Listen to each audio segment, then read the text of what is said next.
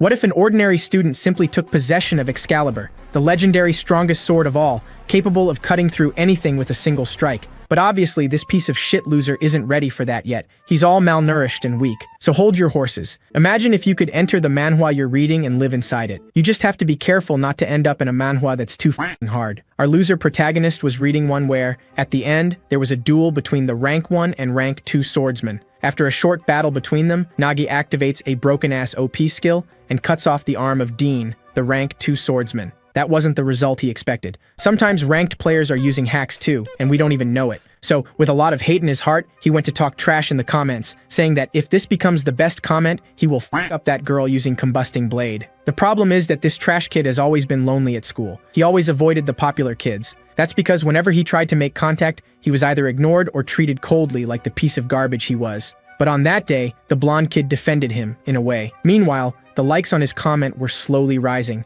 The boy remained lonely, ignored by everyone. Now, in the bathroom, he was furious with everything. Suddenly, he hears the voices of some students. The boys ask the blonde kid why the hell he defended that idiot and if they are friends or something, but he just says the protagonist is pathetic. That completely breaks the kid's spirit. After everyone leaves the bathroom, the blonde guy says that he only knows how to run away and that he's pathetic. In other words, the guy knew he was in there the whole time. Everything was over. Meanwhile, the likes wouldn't stop climbing. As he wallowed in self-pity, saying he wanted to become the protagonist of the story, the likes exploded. God watched that pathetic scene and smirked. With a bolt of lightning falling from the sky directly where Seo Jin-hyo was, he was teleported somewhere else. He was teleported directly in front of Nagi, the strongest swordswoman. Now I'm absolutely f***ed. Nagi asks, "What are you doing?" Me? Just hanging around. Inside, there was a somewhat familiar person facing Nagi. Seo Jin-hyo had crossed the girl's absolute realm as if it were nothing. Then the announcer begins to inform that an extraordinary event had occurred with that unidentified man entering the fight out of nowhere, and he was definitely inside Nagi's absolute realm. The blonde, for his part, was watching all of this from the ground, thinking it was completely impossible. After all, even he, who was in second place, hadn't managed to do that. That guy who was there was truly not an ordinary person. He had done one of the most impossible things in the world in a second. Seo, for his part, seemed not to understand very well what was happening there. His panicked face showed tremendous despair. He looked around the stadium, quite lost, wondering what had happened. A second ago, he had been sitting on the toilet in the bathroom, reading the webtoon peacefully. Noticing the presence of someone there, Seo realized that place was somewhat familiar. He remembered that girl with white hair very well. He had seen her on his phone when he was calmly reading the work, Player. As Nagi asked him to identify himself, Seo realized this was the same scene he had read in the webtoon that morning. Moreover, some things were becoming clearer in his memory. That girl was probably a character from the work Player. Upon realizing what that meant, Seo let out a slight chuckle. He then began to provoke his opponent, thinking it was all just a simple dream. While the girl told him not to move, Seo commented on how stressful that day had been due to work and how being there would be nice. Nagi's class was that of a swordsman and was somewhat basic. While Seo teased the girl, the blonde boy watched all of this, dumbfounded, unable to believe the audacity of that guy. All of Nagi's strength was based on her basic training, which led her to develop highly complex skills to execute. Dean, lying on the ground, quite worn out, showed concern about how close that guy was to the enemy. Nagi, for her part, was already threatening the boy, trying to prevent his movement. Her training had resulted in an incredible refinement of a sensational skill, better known as Absolute Realm. So, right after being disobeyed, Nagi decided to put that simple human in his place. The spectators, noticing that the atmosphere had turned cold for the boy, displayed tense expressions.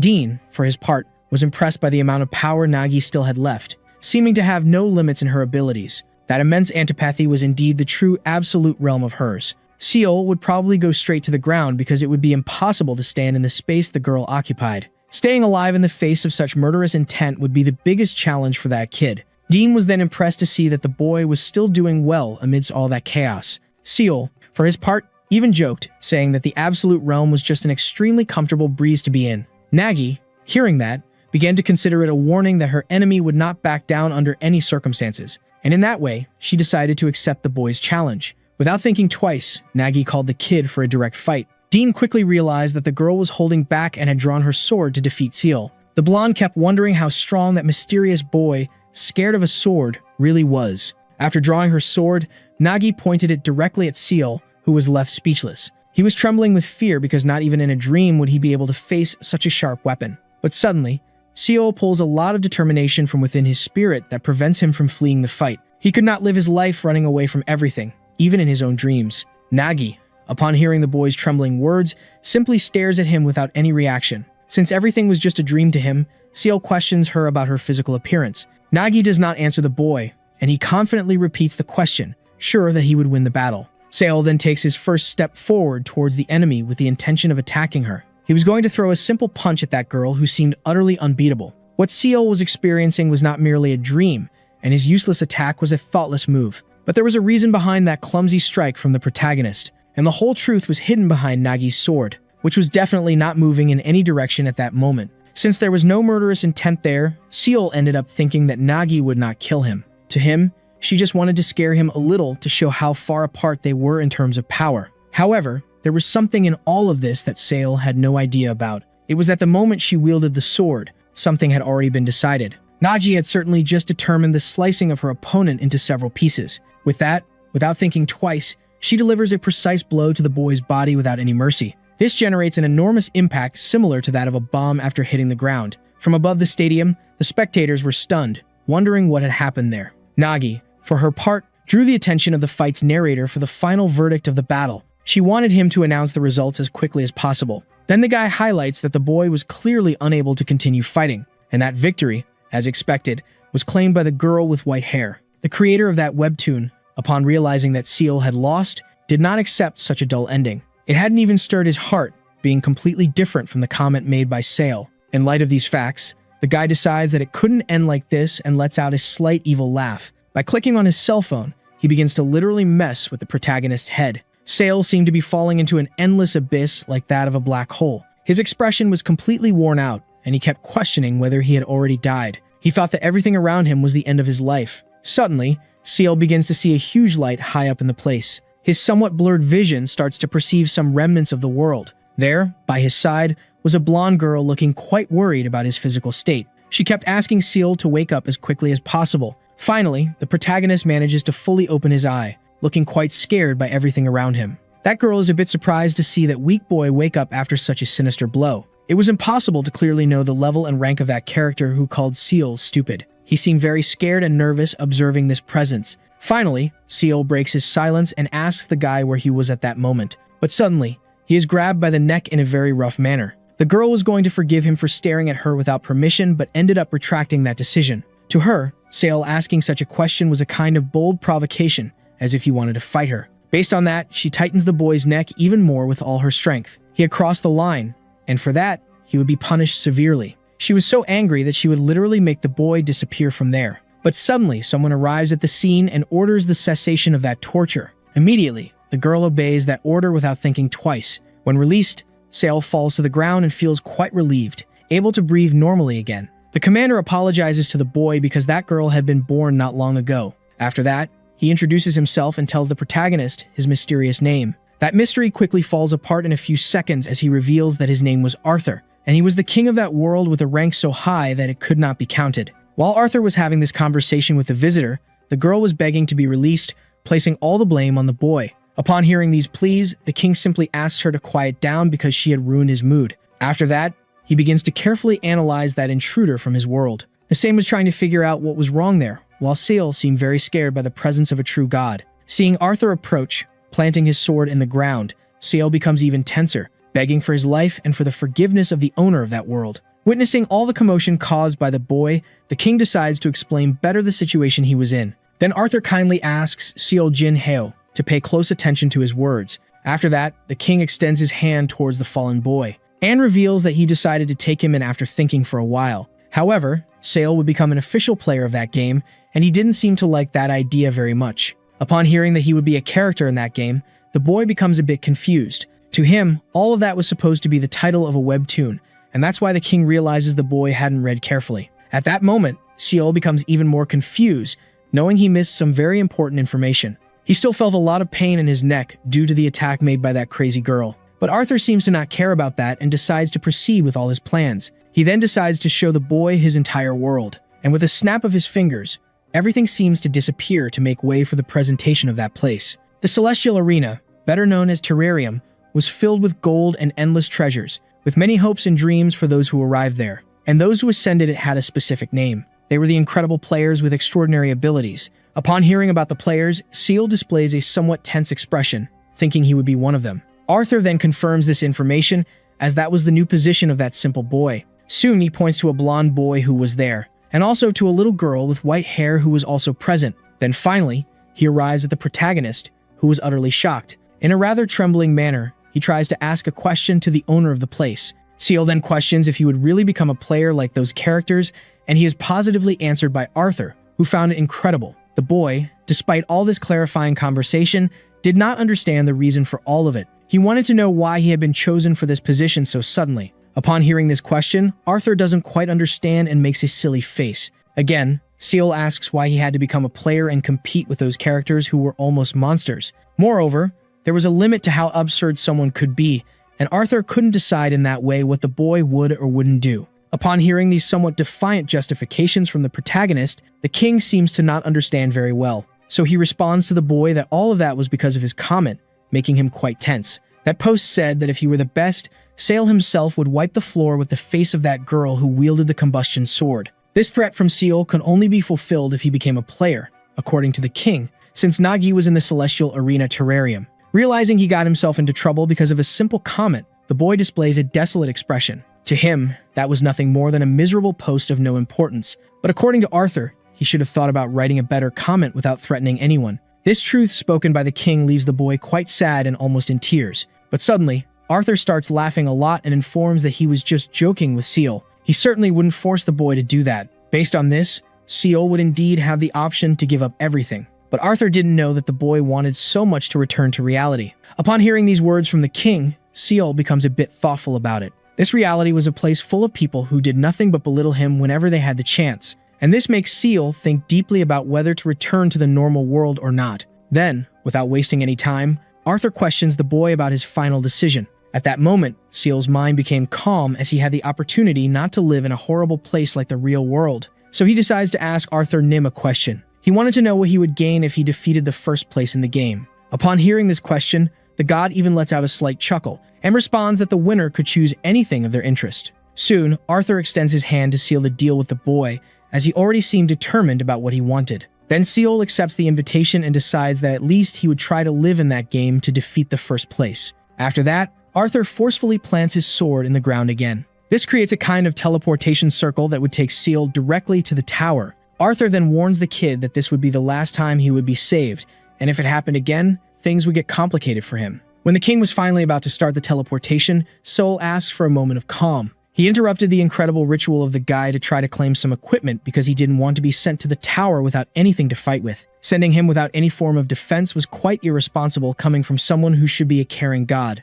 Even in Pokémon, they gave something to start the journey, and that's why Seal earnestly asks the king for a little help. Upon hearing that he wouldn't receive anything, the boy gets upset and speaks arrogantly to Arthur. After that, the stressed girl who was trapped decides to put an end to that lack of respect. She arrives asserting authority and calls Seal for a little chat. She quickly makes it clear that God was not the boy's friend and did not give him that kind of intimacy. Listening to her scolding, Seal fills with fear and feels a rather strange sensation. He then concludes that this feeling was quite familiar and he had already gone through it in the real world. With all her powers, the girl puts the boy in a completely humiliating position, making him agree to the rules of respect in that place. From a distance, King Arthur watched everything closely without interfering at all. From his expression, he seemed to enjoy seeing the girl assert authority over that mere human. Suddenly, he starts laughing heartily, which leaves the two fighters a bit confused. According to Arthur, those kids had very funny attitudes. After laughing so much, he begins to get a bit more serious and focuses on what really matters. Then the king reveals that he had thought a lot about everything and had decided something important. As previously evidenced, Seo Jinheo showed interest in some equipment to defend himself in the battles to come. Based on that, King Arthur had made a decision. He wanted Seal to go into battle with that stressed girl as a method of defense. Upon hearing this decision from the king, the girl seems to dislike it very much and shows a tense expression. Seal, for his part, also expresses a certain disappointment mixed with a bit of confusion. After a few moments of silence, the two begin to desperately question that decision. The girl didn't want to go to the human world with an idiot like that, and the boy also disagreed with having the stressed girl as a companion. Hearing these justifications, Arthur asks both to calm down and tries to relax them. He soon makes it clear that that decision had already been made anyway and therefore could not be reversed. After understanding Arthur's side, the girl simply accepts this fact. The king then wishes a good trip to his crazy friend. He reveals that her name was Excalibur, and even though she was difficult to deal with, she was a very useful legendary sword made by God. About to leave, the girl shows a desperate expression because she obviously didn't want to go. Arthur, for his part, doesn't worry about that and just asks her to bring back some units of Melona. Then, without thinking twice, he begins the teleportation of those two fighters. He used a very effective method but harmful for the teleported ones. This is evidenced by the way Sale coughs practically without air at the end of the process. He even questions this alternative used by Arthur because it bothers him a lot. Excalibur, for her part, also seemed a bit unwell after the process. Sale then calls out to her, thinking of her rather ridiculous name. She soon begins to analyze her new physical state, which had changed after the teleportation. Upon noticing the drastic changes in her body, she becomes quite shaken. Sale tries to understand why the girl had turned into a child while she cried inconsolably. When trying to communicate with Excalibur, the protagonist ends up getting scolded and being blamed for all those events. Suddenly, the girl punches him in the face, which causes him to lose a bit of vital red liquid. Meanwhile, Arthur watched everything from a distance and reveals that he had forgotten to mention the side effects to them. Then the two fighters begin to analyze the place they were in, where someone had probably lived before. For the king, it was not fun at all to leave them in a very random place in the middle of nowhere. And for that reason, he decided to create a tutorial for the players who seem not to care much about that imminent danger. Seal, for his part, notices the presence of that monster, while Excalibur just complained about her new physical state. For her, the boy was ignoring her, but in reality, he just didn't have any reactions to deal with what he saw behind her at that moment. Suddenly, realizing that the monster would attack, Seal screams desperately for Excalibur to be careful. But unfortunately, he fails because the creepy creature manages to deliver a massive punch to the ground that sends the child flying far away. While she was still soaring through the air, the creature sees an opportunity to attack her once again. Excalibur, in turn, notices the movement of the guy and decides to prepare another one of those powerful punches. As she delivers this defense, she even groans due to the force she had imposed on her fist. After being hit, the big guy insults the girl, saying she was just a small rat.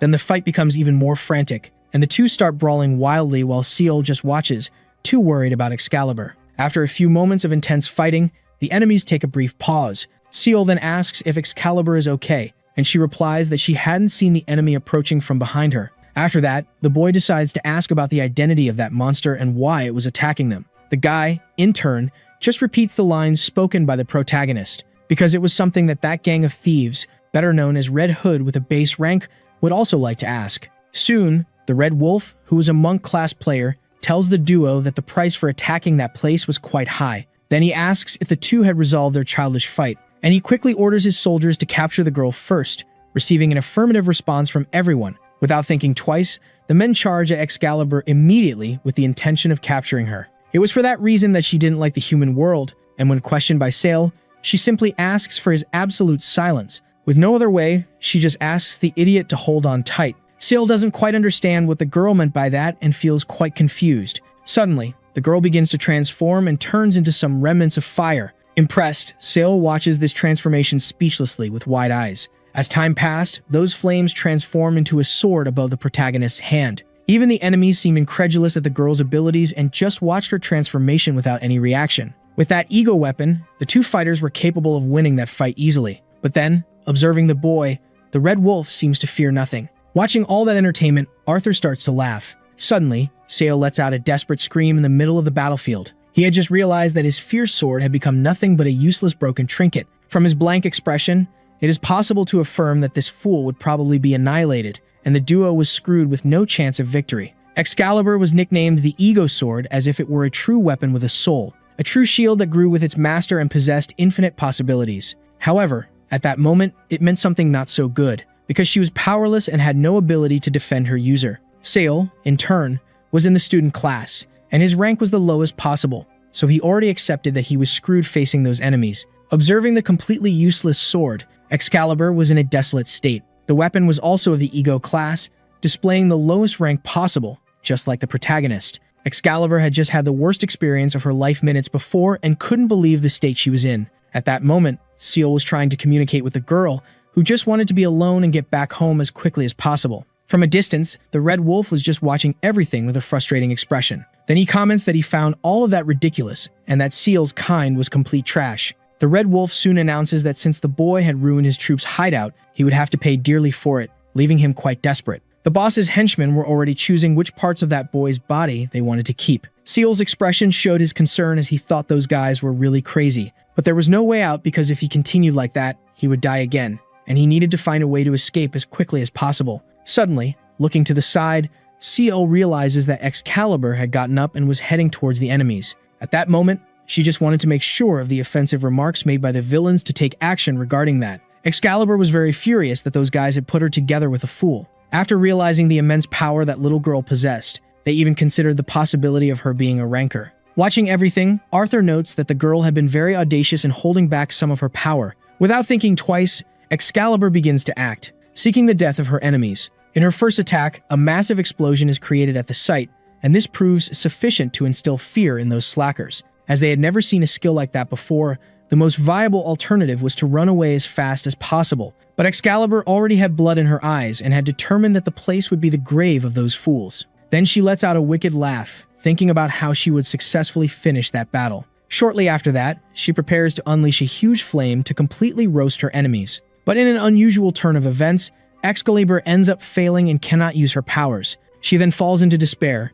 not knowing why things had turned out that way. Realizing she was in trouble, she tries to apologize to her enemies, pretending that nothing had happened there. But the Red Wolf does not forgive those who dare to confront him and soon decides to send all his soldiers to finish off the two clumsy ones. From a distance, Seal realizes that Excalibur had failed to use her power, and his plan to run amidst all the chaos goes down the drain. In light of this, he decides not to run away alone and prefers to approach to help the girl in the fight. But upon observing what was there to confront him, Seal's eyes widen in fear. At that moment, the Red Wolf was close to him and was walking closer and closer. The eyes of that guy revealed his anger and desire for revenge against the boys who had caused him so much stress. Noticing this, Seal shows no reaction other than a frightened expression. Meanwhile, Excalibur bravely battles several enemies, still provoking them by calling them wimps. With no more choices, she decides to call Seal Jin Heo to take care of at least two evil guys. But her plea for the boy is in vain, as he had already disappeared from there a long time ago. Even realizing she was alone,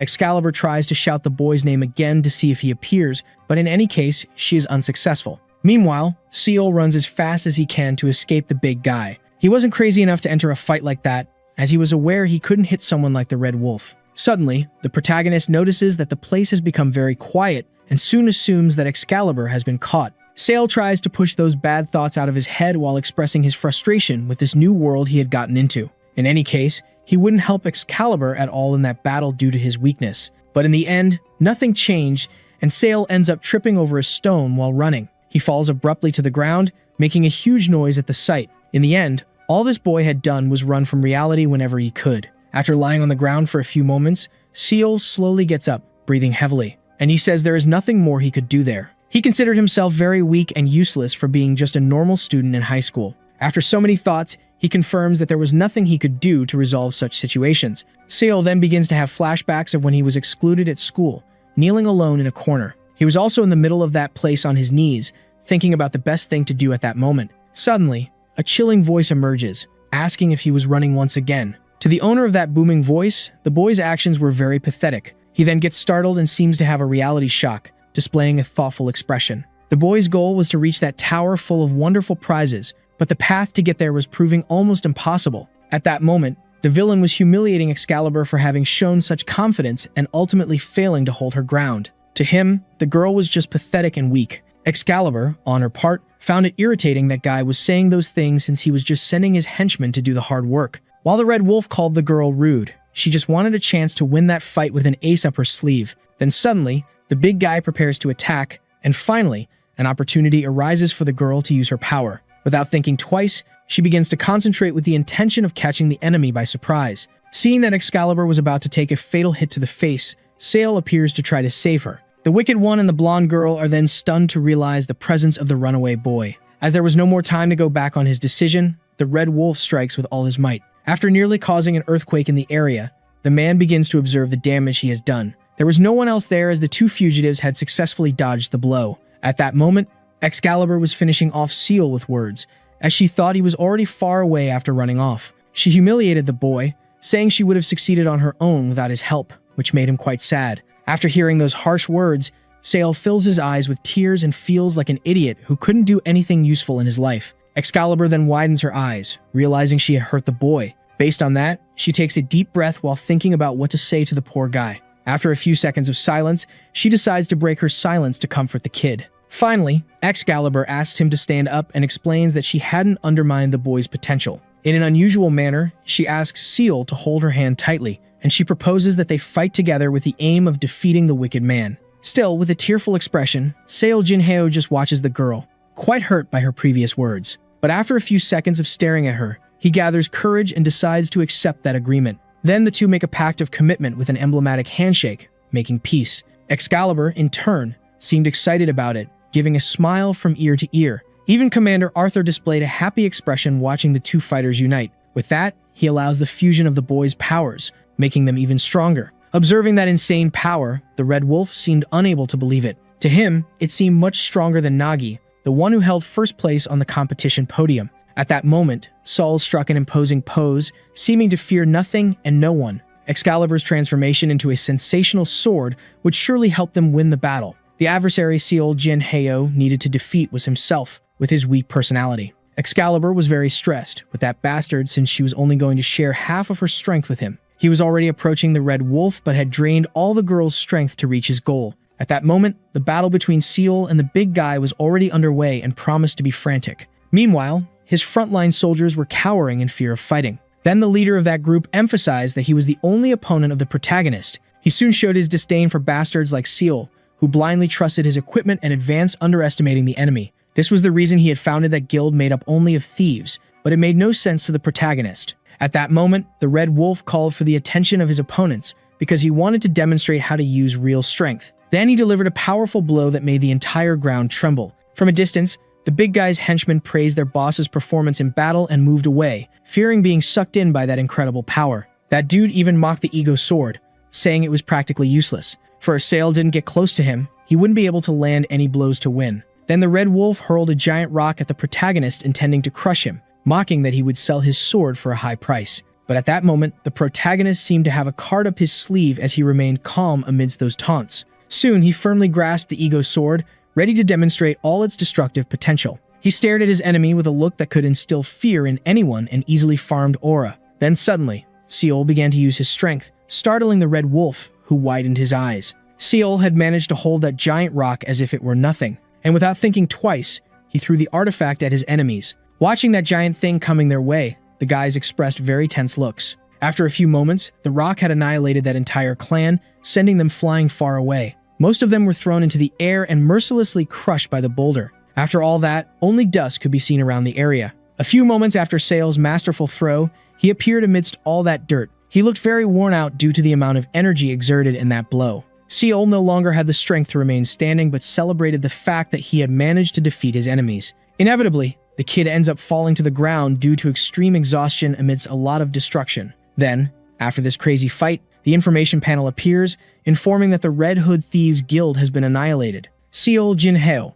who was in the student class and had the lowest possible rank, had defeated his enemies. Observing the entire confrontation, someone seemed quite happy with the outcome of the plot. It was Arthur, quite entertained, as it was now worth watching those fights. Then he throws his phone away in an unusual manner. With a slight smile on his face, he celebrates a great victory for himself. Such happiness was due to all the candidates being gathered for a real war. Finally, all his plans were starting to flow in that incredible world Arthur had created. Now the work takes us to another environment where the day was beautiful with some clouds in the sky. A person was walking around with their cart and their draft animal. It was an old man, seemingly harmless, with his creature walking through that vast area. The name of that animal was Mokiko, and its specialty was being very cute, and that guy guiding it was a veteran in the game. His name was Duke Pal Guac-Willius, occupying second place, and his role was to be the driver of a cart, but his peaceful life had been threatened once again. This reason dated back to 30 minutes earlier when he was brushing his Mokiko. Someone had approached him and his friend, asking for a simple, harmless ride. The old man was soon startled by that rookie who didn't know who he was dealing with and probably didn't have a grandfather to call his own. But upon observing more closely, the guy was taken aback and widened his eyes. It was Excalibur, wearing the Red Wolf outfit and dragging Seal by the hair, confirming he really didn't have a grandfather. The girl then intimidated the old man using her mockery, inviting him to board. That guy, in turn, was quite nervous as it seemed the girl was holding a corpse. As they continued on their way, Excalibur complained constantly about how the old man was driving the carriage and he, in turn, just kept apologizing, very afraid of losing his life. The old man was very angry at the disrespectful tone with which that girl spoke, but she seemed not to care and just wanted Seal to wake up from his faint. Excalibur was shaking the protagonist with all her might, wanting to bring him back to life. Observing the brutality of the girl, the desperation of the old man, who just wanted to be left in peace, was evident on his face. Excalibur was not at all happy with that bastard. He hadn't moved a muscle since he fainted after the battle.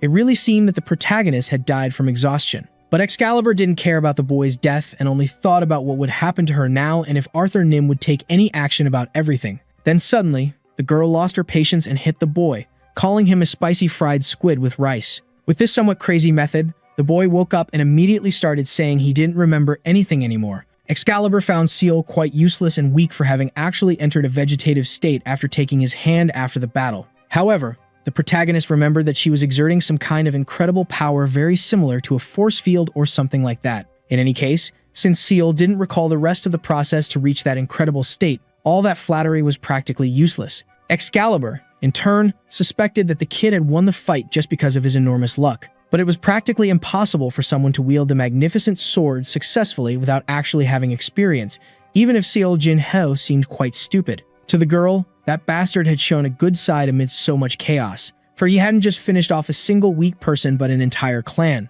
The protagonist had perfectly used Arthur Nim's power. Suddenly, he called out to the girl, informing her that he remembered one more event, but, in an unusual manner, he gave up on telling it, as it didn't seem that important, and was soon pressured to spill the beans. Then Seal began to recall the moment when Excalibur decided to make that agreement. In light of this, he sincerely thanked her for trusting him. Upon hearing those words from the boy, she was left speechless, seeming not to believe such gratitude. Then Seal tried to continue talking but miserably mispronounced the name of the feisty girl. While the protagonist was getting scolded and trying to explain himself for that mistake, the cart driver was planning to do harm with those chatty brats in the village. Excalibur, very angry, didn't understand why her name was embarrassing to say and kept fighting, hitting Seal, who was intimidated to say any justification. Suddenly, the boy notices something impressive along the way and even widens his eyes in disbelief at what he sees. Seal quickly tries to convince the angry girl to stop fighting for a moment to also observe what he noticed. Even unwillingly,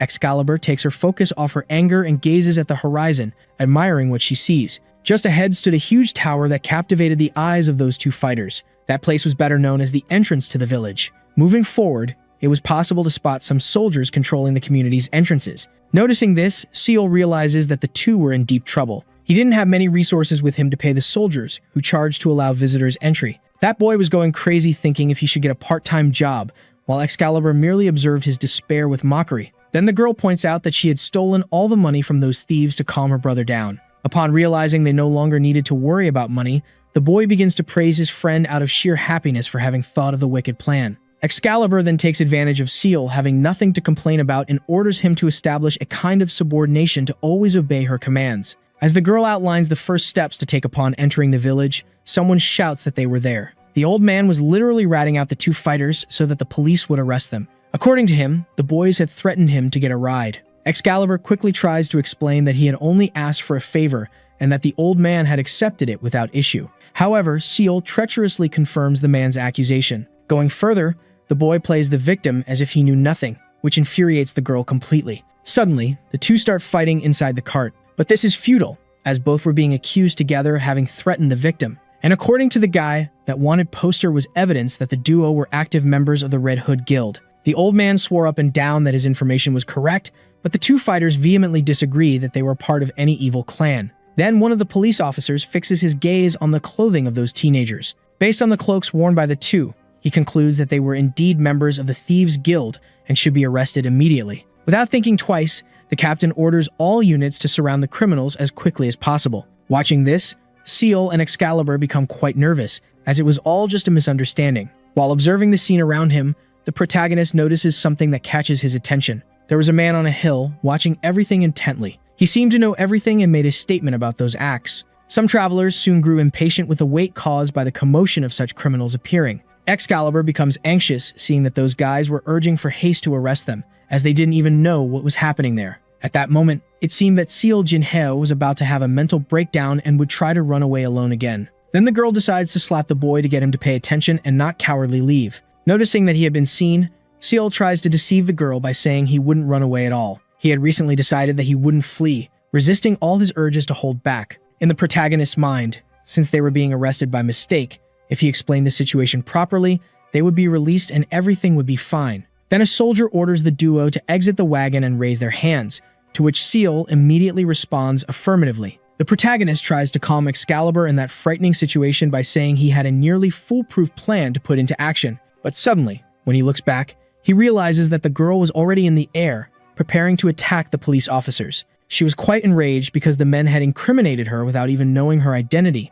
and for that, she would rip the guy's teeth out to make a xylophone. Realizing the girl's threats, Seal becomes desperate, as trying to argue with that squad would be useless anyway. Then out of nowhere, Excalibur charges with all her strength at the soldiers, intending to finish them off. After hitting one of them, she celebrates upon realizing that her physical strength was returning to what it once was. Even without the power of Arthur Nim, which Seo Jin Heo had taken from her, she could handle the police officers with ease, and thus she provoked them. Noticing that the two weren't even on the list of players, the squad leader orders all units to subdue them. While all the soldiers charged at her, Excalibur thought about the phrase spoken by the commander about being competitors. She didn't know what that was about, but she would certainly show her strength to those fools. She was definitely the strongest person those men would face in their lives. Without thinking twice, Excalibur used her cloak to block the vision of one of the soldiers and attacked him head-on. Fortunately, this tactic was successfully executed by the girl. Then, not wasting any time, she began to face the next opponent and prepared to attack him. Her harpoon, after being thrown with great force, spun at an absurd speed. After a few moments in the air, the weapon struck the face of a soldier, leaving him completely unrecognizable. Inevitably, he was thrown backward due to the force of the impact. Excalibur soon realized that those opponents were much weaker than she had imagined, and if she continued at this pace, they would probably rise to first place with great ease. Out of nowhere, the bastards began to move in a different way, which caught a lot of attention. One guy, noticing the beating they were taking, ordered the summoning of Lord Ran as quickly as possible. Meanwhile, Excalibur, for her part, did not stop advancing and annihilated anyone who dared to stand in her way. She wondered who that guy was and challenged him without fear at all. But that dude probably wouldn't even manage to call for reinforcements after taking a hit from the girl. Noticing an imminent danger approaching, Seal tried to shout to warn Excalibur, but his tongue failed miserably. Upon hearing a shout of caution, Liber became more alert. But unfortunately, that didn't help, as the enemy was already behind her, ready to attack. Seeing this, Seal became desperate and shouted his friend's name, fearing for her life. Then, as a way to save herself, Liber began to transform into a sword. Without thinking twice, she started moving toward her friend's hands to be used as a weapon for defense. After firmly grasping the hilt of the sword, Sail watched the completion of Excalibur's transformation. Once fully transformed, the girl questioned the nickname given by the boy and also informed him that she was already aware of the enemy's approach. Hearing all those words, Seal confronted the girl, saying that she definitely couldn't have handled that alone and without warnings. Excalibur became furious for being challenged by a loser, but that adjective didn't offend him at all. Then Seal left the girl curious by asking what the most important quality of a defeated person was. Immediately, he replied that he gained knowledge with each lost battle. Just as the prey avoided attracting the attention of predators, he always stayed alert to the most dangerous guys in his classroom. And his knowledge as a loser was telling him something very important, confirming the theory that that guy was quite dangerous. After hearing what Seal said, Liber simply responded positively, but suddenly, she noticed something that caught her attention and made her eyes widen. She was stunned by the trail on the ground of the place. It seemed like she had already lost the battle. Then the guys there shouted to Lord Ran, informing him that the fighter was trying to flee the area. With that, the guy from the class of defenders simply stated that he wouldn't miss the next time. Seal observed that mark on the ground, impressed by the skills that the guy had using just a piece of cloth. Suddenly, Excalibur scolded the boy who wasn't paying attention to the task and seemed to be a bit scared. The girl warned Seal about the dangers of that cloth, which had the potential to kill him if it hit. But anyone would know that after seeing that huge crack in the ground, and for that reason, the protagonist was extremely scared. In light of this, Seal couldn't run away and needed to retaliate, even needing to wield such a heavy weapon like Liber. Just standing up holding the sword was quite difficult, and so the boy wondered how Arthur Nim had created that without any effort. While he was thinking, Sail suddenly noticed something that made him wait a bit. Realizing this, Excalibur pointed out that the guy, due to his current level, could only wield her for 2 minutes, so he shouldn't hesitate to attack as quickly as possible. Seal seemed very nervous about having to fight to survive. Noticing this, Excalibur became furious because they had already gone through several tough situations, but the boy interrupted her and tried to explain. It was true that he was afraid to fight, but his question was about finding another alternative without the need for direct combat. Upon hearing this, Excalibur became confused and didn't understand what the boy had tried to say. The same then explains better that the main objective was to scale the tower to find the first place, and if they fought now, it would be difficult to enter the city around the building. Moreover, if Seal lost consciousness after defeating Ran with a stroke of luck, it would be game over for the duo. But that didn't make sense to Excalibur, and she thought he would just stand there until he fainted. Meanwhile, Ran was preparing to attack and was already stating the affirmation for the start of the combat. Realizing this, Excalibur goes into a panic and widens her eyes. Without thinking twice, she screams to inform Seal of the danger approaching right in front of them. The protagonist would be judged for crimes such as attacking the gates and interfering with law enforcement. Furthermore, that large hand would grab the boy to judge him for attempted murder. Suddenly, Seal is wrapped in several strips of fabric, having nowhere to escape. He becomes desperate as he is immobilized by that powerful cloth. Ran also informed the duo that they would not have the right to claim innocence. For given the situation they were in, there was resistance to arrest and attempted escape, and thus, the death penalty would be executed without chances of appeal in the case. Upon hearing this verdict from the guy, Seal goes into despair and even starts to sweat cold from so much fear. A few meters in front of him, Ran was using the cloth to completely immobilize the prisoner. He was staring at the protagonist with a serious look that would scare anyone. Seal, for his part, could not free himself from that trap and remained completely still, without reaction. That protagonist soon realizes he was quite different. The only one Seal could see in his line of sight was that man, as if they were the last remaining people in the whole world. Seeing that the guy had a very strong presence, the boy assumes that this man could climb the tower. Indeed, Ram was a true player. After a few moments of being trapped, Seal is questioned by Liber about his physical state and immediately responds that he couldn't move a muscle. But the boy seemed to have a card up his sleeve and was gripping the sword tighter and tighter. Then suddenly, he manages to deliver a huge blow to the enemy's cloth, freeing himself from the immobilization and causing it to shred. Seeing that Seal had resisted arrest, Ran becomes completely furious. Sumi decides to punish the boy according to all the strict regulations. Noticing the imminent danger approaching, Excalibur warns the boy, who informs her that he is already aware of everything. This was definitely not the time to worry about every little thing, as if they continued like this, they would surely be dead. There was no other choice but to retaliate against such actions as quickly as possible. Without thinking twice, Seal charges at the enemy, using all his energy. Liber, for his part, seems to like what he sees and encourages the boy to continue. Ran, meanwhile, was just watching the boy give his all to defeat him. Seal's body at that moment was overflowing with power, and because of that, he could perceive what Liber was talking about regarding having a bit of God within him. That boy felt a very positive energy, and based on that, he concluded that they could win that battle. When he was about to attack, Seal spots a group of people below him. Then he starts to think that those men hadn't managed to escape in time. Seeing that Seal had lost strength in his grip, Liber quickly questions him. That indecision made the girl tense, and she even threatened him, but the boy was just very concerned about those defenseless people. Down below, Ran was watching the duo argue, not understanding anything at all. He had no certainty about what those two were doing. However, they had lost the last opportunity to defeat the guy. Taking advantage of that discussion, Ran charges at Seal, intending to hit him squarely. Unfortunately, the man manages to strike the protagonist hard in the face. Due to the force of the impact, both boys are thrown to the ground and fall abruptly. Even the spectators of that fight are impressed by the man's attack and even think that the duo might have died. As Ran suspected, those two were indeed very dangerous. Even falling from such a great height, the duo had survived. Noticing another opportunity to checkmate in the contest, Ran begins to firmly wield his cloth. Then he would deliver another blow to completely end the battle, crowning himself as the victor. At that moment, Seal was lying on the ground, completely spent, with no strength to rise again. He had been careless and didn't know that things could end in such a tragic way. But at that moment, it seemed there was nothing more to be done as Ran charged at the two with a mega drill formed by his incredible cloth. Seeing that, even Excalibur was left speechless and simply closed her eyes, waiting for the impact to arrive. But suddenly, something seemed to stop the drill from advancing, saving the two friends. Gradually, Excalibur began to open her eyes, intending to perceive what had happened. In an unusual manner, there was a ball of fur seemingly trying to defend the duo. Losing sight of that creature, Liber widened his eyes as he couldn't believe what he saw. Ran then immediately stopped his cloth drill, intending not to harm the fluffy being. Soon, he wondered why Mokiko, such an intelligent beast, was interfering in the battle. Watching from afar, the spectators were also astonished to see the gentle, mystical creature protecting that duo. While Excalibur pondered in that atmosphere, everyone commented that the fight had to stop, as attacking a Mokiko was practically crossing the line.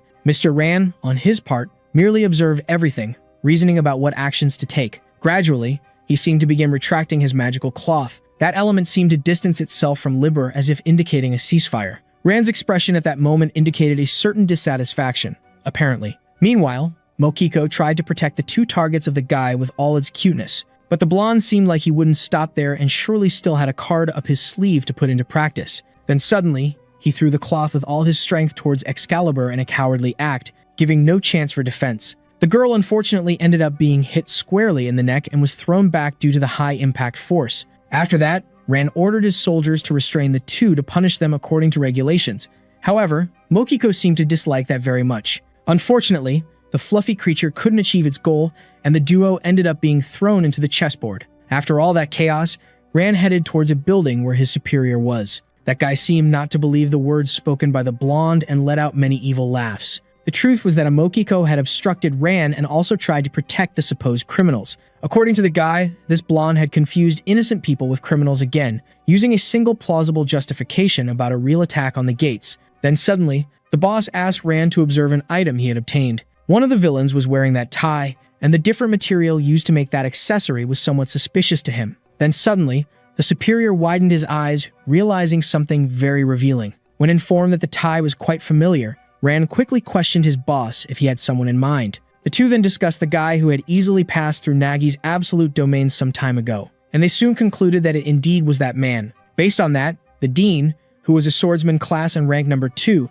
decided that he needed to meet Seal personally as soon as possible. Meanwhile, the duo remained trapped in a huge prison building. Next to the cell they were in, there were two fluffy Mokikos, seemingly providing moral support to the new residents of the chessboard. Inside, the brawlers found themselves in a deplorable state with a tense atmosphere. Sale, for his part, commented on the security of that place being a bit lax, so to speak. He also couldn't stop talking about the previous battle they had lost to the player named Ran and praised Liber for his performance. Meanwhile, the girl remained motionless, feeling so much boredom. With her head leaning against the wall, she sighed deeply, not knowing what to do. Noticing the critical state Excalibur was in, Sale didn't even try to bring up more topics, so he concluded that she was indeed upset. But the boy didn't blame her, as he would also feel destroyed inside if he were in her place. If he hadn't hesitated at the right moment to attack, the duo would probably have won, and everything would have been fine. Thinking about this, Sale began to bang his head against the wall, coming to the conclusion that he was just useless. But suddenly, Excalibur called him, leaving him quite surprised.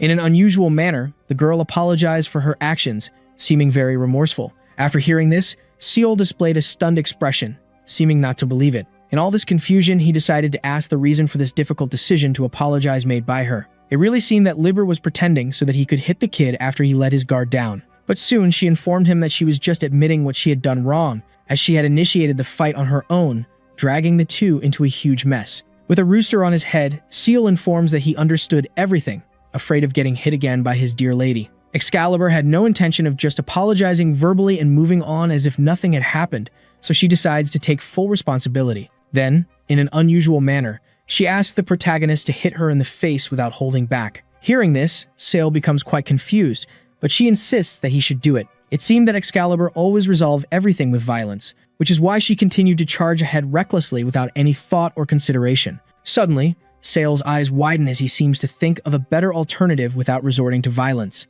Without thinking twice, he shouts the girl's name, and he asks to call her Liber because he felt better that way. Excalibur was too long a name to pronounce in an urgent situation, and based on that, Seal makes his proposal without the need for violence. The boy, however, was afraid that the nickname might sound a bit strange. However, Excalibur seemed to not care at all and accepted the proposal, making him very happy and almost unable to believe it. But there was still something more important. He wanted a kind of touch like true friends. Soon, Liber comments that it was time for them to try to escape from prison. Outside, there were some guards ensuring that no one would escape from the prison. That pair of guards didn't scare anyone and even fell asleep out of sheer boredom from standing still doing nothing. Suddenly, someone arrives, telling one of them that his job was taking a toll on him, and then he wakes up, sighing deeply after being startled. It was Sir Ran along with Sir Dean who, in turn, didn't seem happy at all with those bastards. They quickly start apologizing for their nap taken at the wrong time, but according to the chief, it only showed how peaceful the place was. Ran seemed much angrier than Dean due to the blunder made by the soldiers, who were even thinking of writing a handwritten apology letter. After his friend's angry comment, the second-in-command mentions the criminals caught at the gates and is immediately responded to by the sleepy one. Suddenly, a massive explosion occurs in the cell of those bastards, startling everyone present. Arriving at the scene, they find a giant hole in the wall. It was incredible that the duo had managed to create such a large opening to escape, but this brilliance would not save them from the death penalty. After such a well-executed escape on that scale, the two should expect a good retaliation. They would certainly be pursued until they were caught to serve their sentence. On Lieber's shoulders, Seal complained about the speed at which she was fleeing, as he couldn't handle being shaken around like that. Suddenly, Rand finds them without much effort. Without thinking twice, he begins to retaliate against Excalibur to prevent her from getting further away from the prison. Suddenly, she starts to notice a change in her body weight that bothers her in an extraordinary way. Seal wondered about the principle behind this, as his body seemed to have become heavier than usual. But soon he realizes that he could move his hand very well, so that meant something completely different.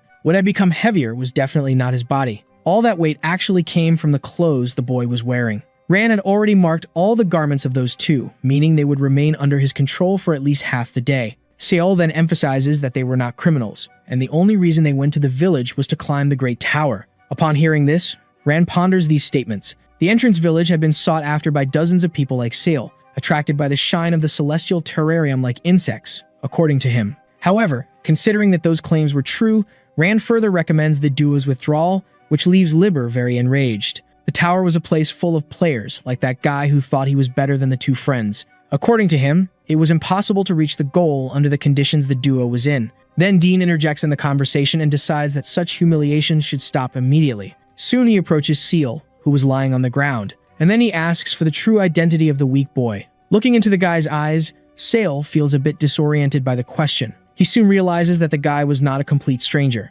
Dean, in an unusual manner, says it's a pleasure to see the boy again. And then he introduces himself, stating his real name in a friendly way. He also identified himself as the Grand King of the entrance village. After hearing the guy's identification, Seal thinks this is bad because fighting one was already difficult, and with another player, it would be practically impossible. Already out of strength to fight, the protagonist asks what consequences he and his friend would face after being caught. Soon after asking this question, the boy's vision starts to blur. Seeing that the boy had fainted, Dean approaches his sprawled body, and then he lets out a wicked chuckle, thinking about the plan he would put into action to punish them. Without thinking twice, the powerful ones begin to drag Seal and Liber to an unknown place. After a few moments, the protagonist finds himself sitting on a bed with two ladies taking care of his hair. The situation he was in was not comfortable at all, as the women tried to tend to him like he was a little child, while some short ones mocked him. These kids made offensive remarks to Seal, which irritated him greatly. Soon, the protagonist is startled to notice Liber's presence,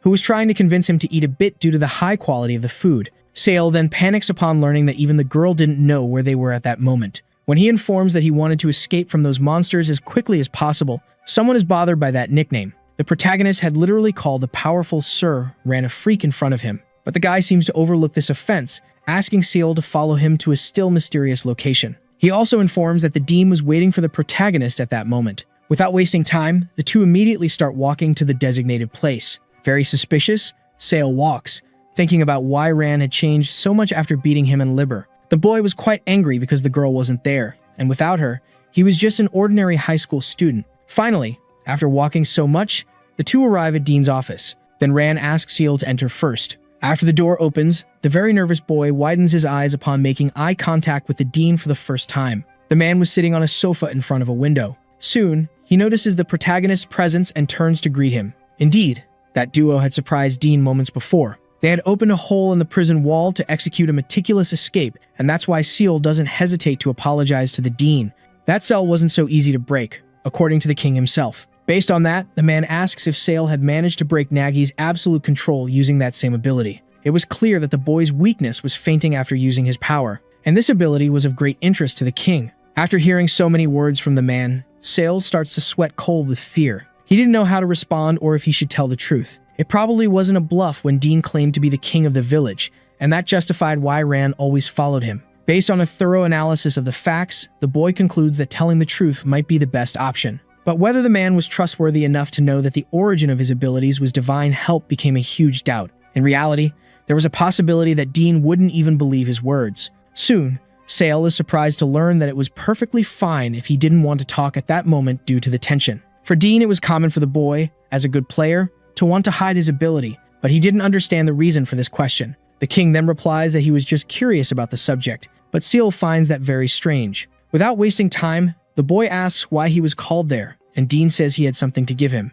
Soon, The king hands the boy the object that had been confiscated from him. As that was returned to Seal, it was a way to show that they were free again, with no pending issues with local justice. The boy, upon learning of his freedom, celebrates, thanking God very much for his innocence being proven and accepted by the king of the community. Dean then explains to Seal that the owner of Mokiko had sought the authorities to inform them that the duo was not part of the Red Hood gang. He said that his companions were safe thanks to the duo, and after seeking the authorities to tell the truth, he fled immediately. Remembering what had happened, Seal even lets out a sigh of relief, and soon he remembers the people who gave meaning to his actions so they wouldn't be in vain. His hesitation at the moment of battle had saved someone, and that made him very proud. For a few moments, silence fills the room along with the relief the boy felt. Looking at the boy, Dean wonders if this was really his true identity. The king asks Seal if he truly wishes to climb the tower, and he receives an affirmative response. Meanwhile, Dean wanted to know the reason behind the boy's desire, so he questions him if he would receive an answer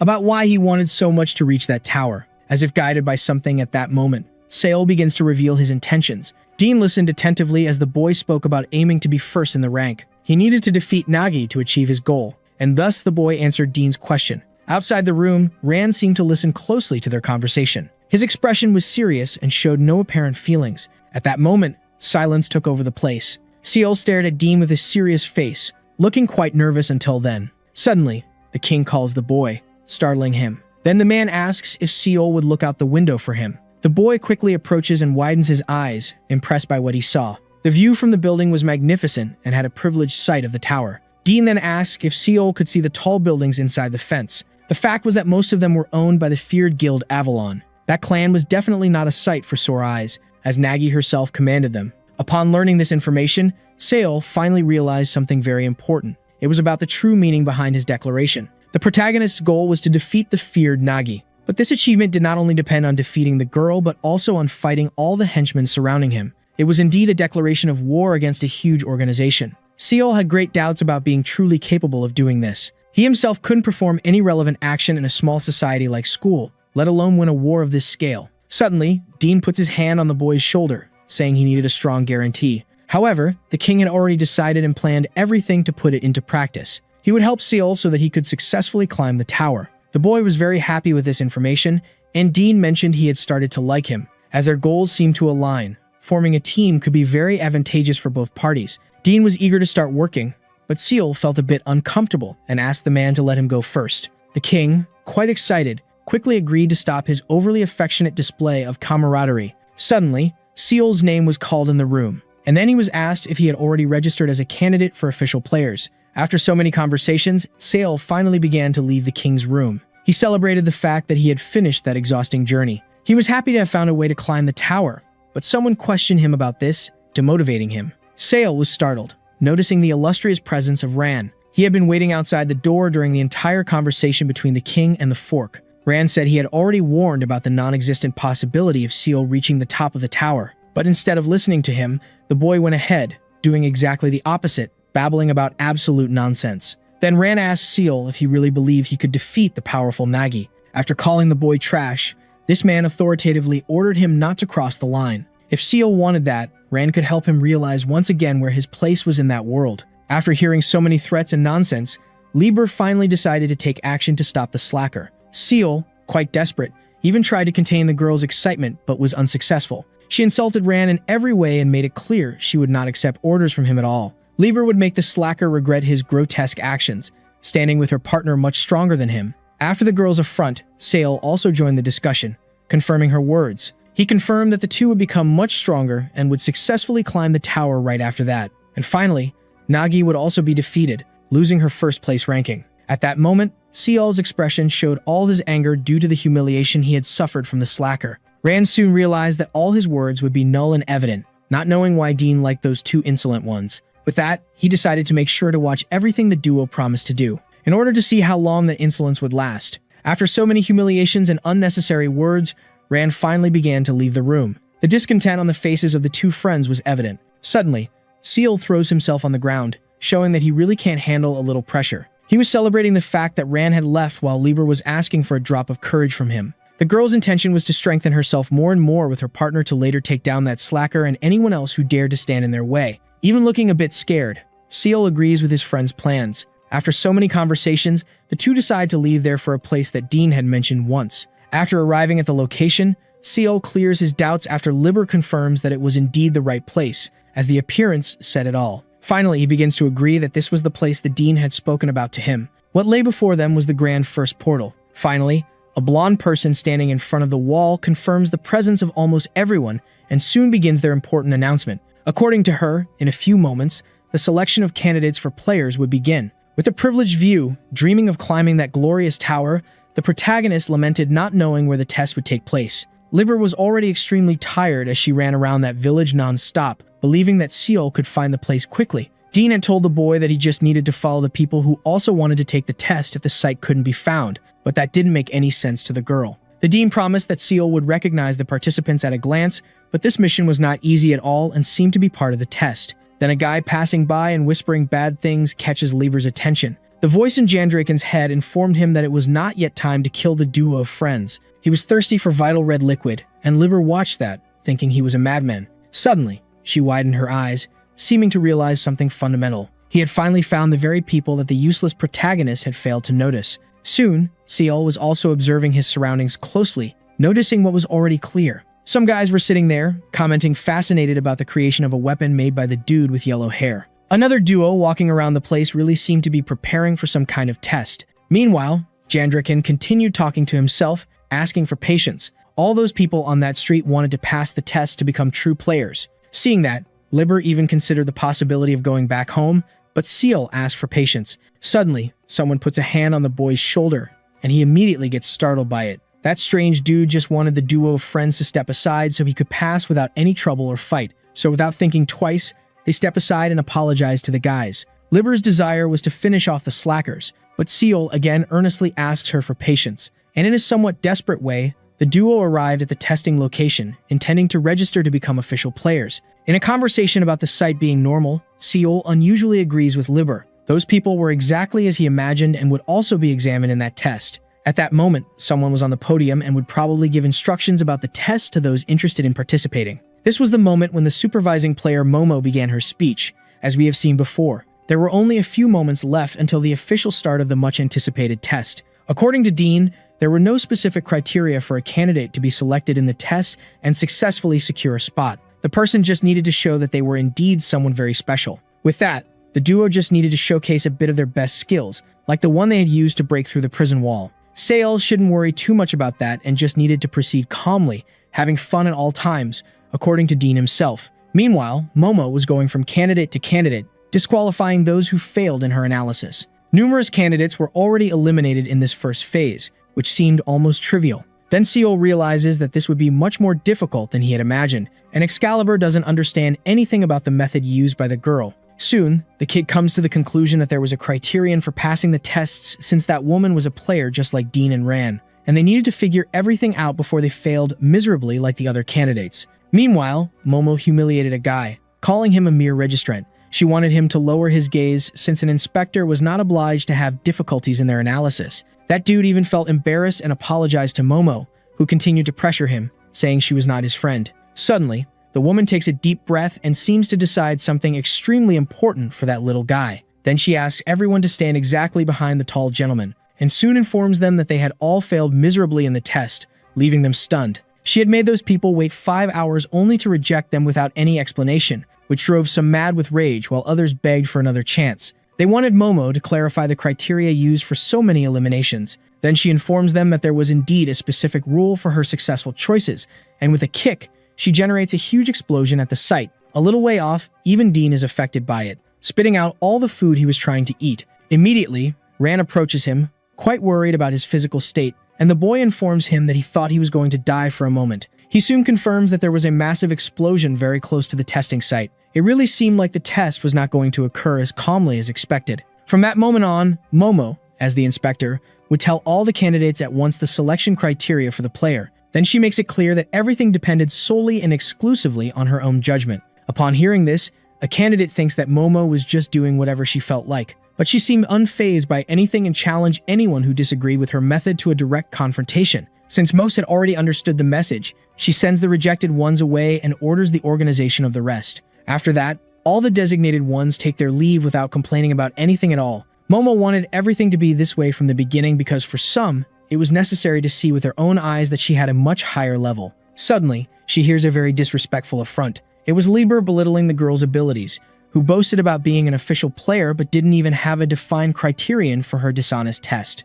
Noticing the girl's excitement, Seol tries to calm her down but is aggressively reprimanded by her. If to become an official player, she had to turn into a tremendous arrogant, that condition would not be accepted. Without thinking twice, she asks the protagonist if he would accept becoming a jerk to secure a measly spot. Upon receiving this question, Seol displays a look of shock, pondering a response. In Momo's opinion, the candidates this time were a bit slow, and even after seeing the power difference, Liber couldn't understand where her place was. Based on that, she ignorantly asks the girl if she wanted a magnifying glass to see the obvious better. As Liber was very confident, the examiner invites her to a direct confrontation for a spot on the approved list and even belittles her powers. After receiving this challenge, the girl fills with determination and accepts it, provided that Momo truly keeps the promise made. At that moment, the air of rivalry between the two, who stared at each other with malicious looks, was palpable. The duo of friends had bravely challenged the inspector without caring about the consequences they might have to face. Those present had no faith in the victory of the two and mocked the horrendous situation they had gotten themselves into.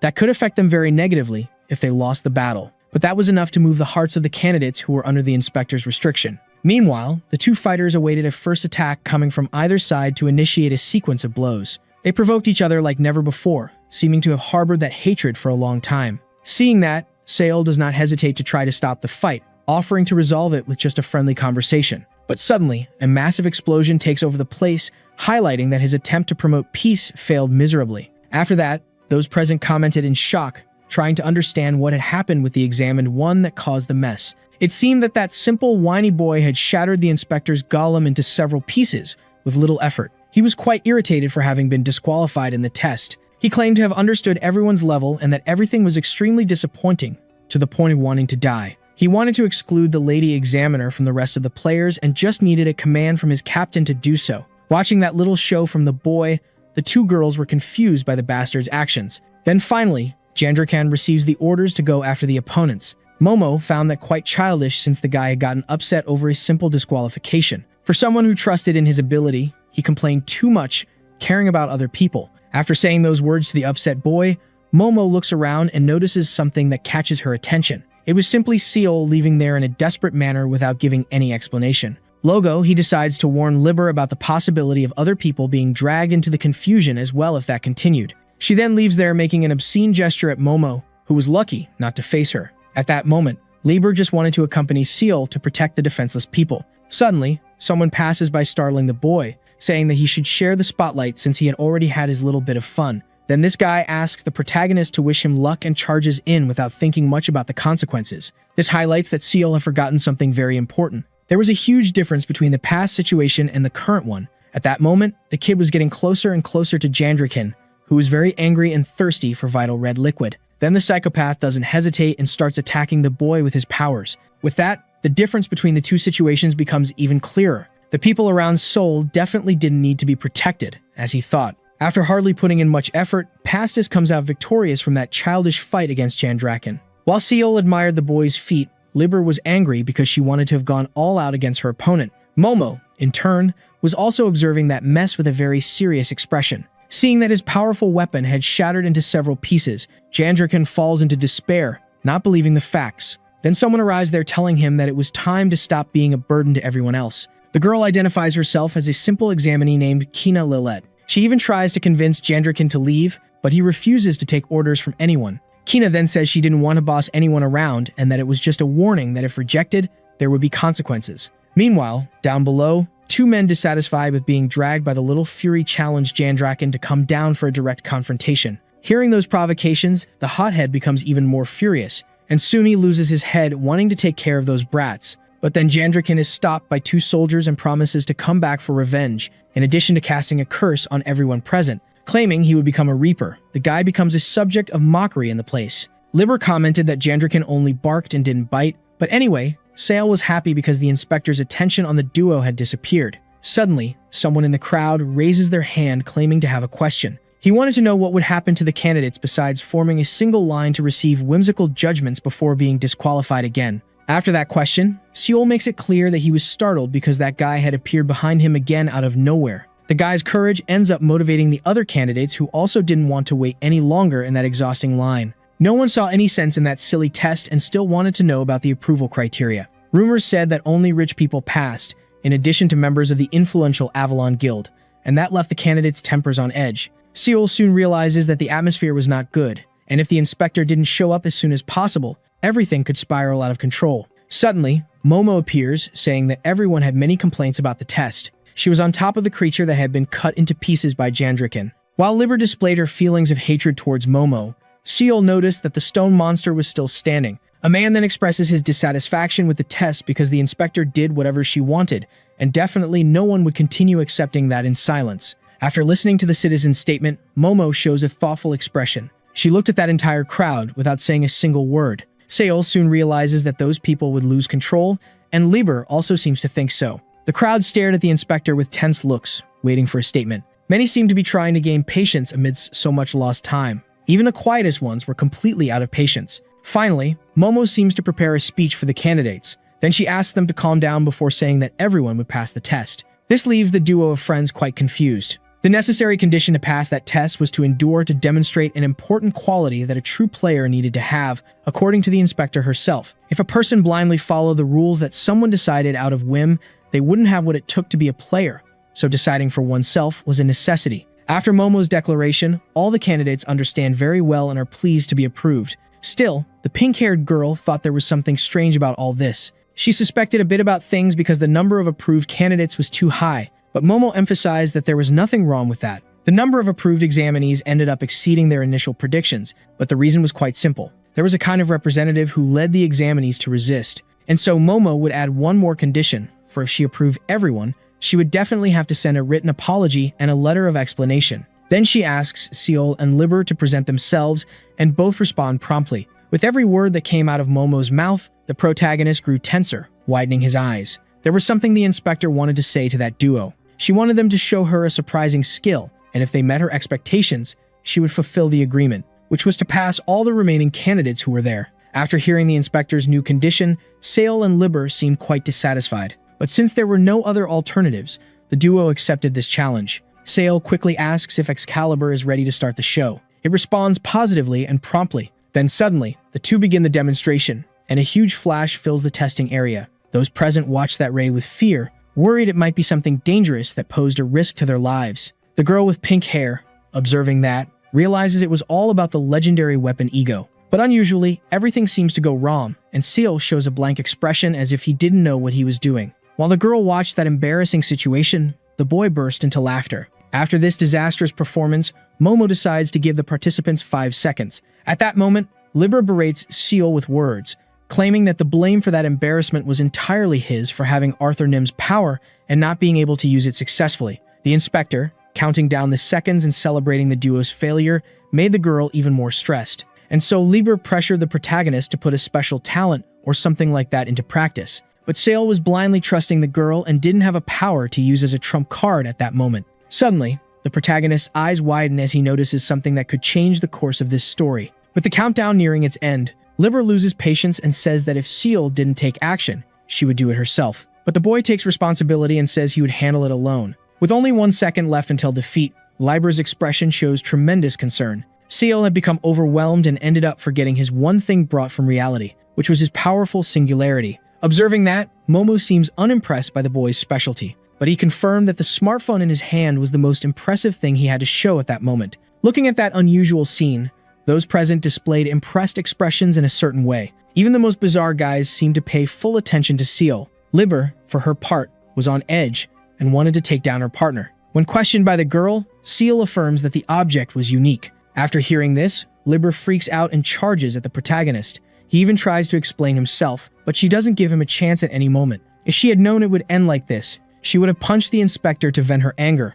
as no one was impressed by the protagonist's demonstration. Momo, unusually, after observing the object that probably even she didn't know about, decides to pass that duo. Already choking her friend, Liber looks at the inspector in disbelief at her statement. Seol is a bit confused to learn that the exam is over since Momo hadn't even heard his explanations before passing them. But she makes it clear that she didn't need something like that coming from the boy. With that, she impresses Seol by stating she knew it was a smartphone. Descending from the stone monster, she says she heard rumors about some things related to the duo, but didn't believe them even after seeing with her own eyes. With that, she decides to fulfill her promise gratefully. But Seal still had doubts about how Momo knew about the existence of a smartphone. The woman seemed to ignore the protagonist, who was begging for an answer. At that moment, all the candidates were being approved, just as promised by the inspector at the beginning of the duo's demonstration. Soon, Seal realizes that Momo was deliberately ignoring his questions about the smartphone. With a mocking expression, she tells the boy that he would need to find the answers to those questions on his own since he was now a full-fledged candidate for a player.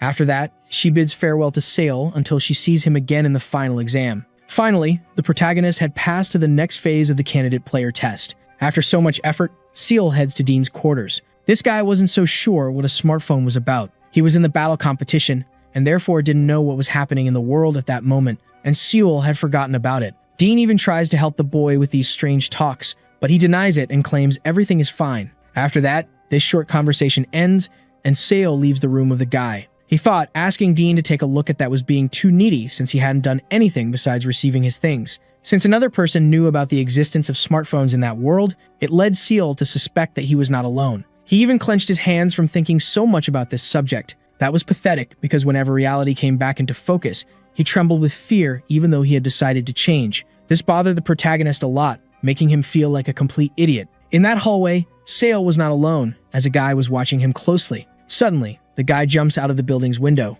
and thus, he takes off running towards a previously unknown place. At that moment, Dean realized that something was about to begin, so he gives an order to Ran with the intention of finding out what a smartphone was. This guy definitely would not give up on knowing about the object mentioned by the protagonist. The green-haired guy claimed that this bastard had a strong connection with Dean, making his pursuit very difficult and almost impossible for anyone else. But the guy who seemed to be his boss congratulated him on the work done. That guy should successfully recover the item to earn half the selling price of the product, and the strange one who ordered this mission promised to fulfill the agreement. Without thinking twice, the boy decides to trust the proposal and agrees to keep all of this in absolute secrecy. Suddenly, just when he was finally about to leave, he notices something that makes his eyes widen. Then, in a few milliseconds, unfortunately, the boy is pierced by a very cowardly fatal blow. He already knew that this would happen at some point. The stranger who had promised loyalty had stabbed him in the back. For him, only the location of the smartphone mattered, which at that point had already been secured. No one should interfere with his cunning plan,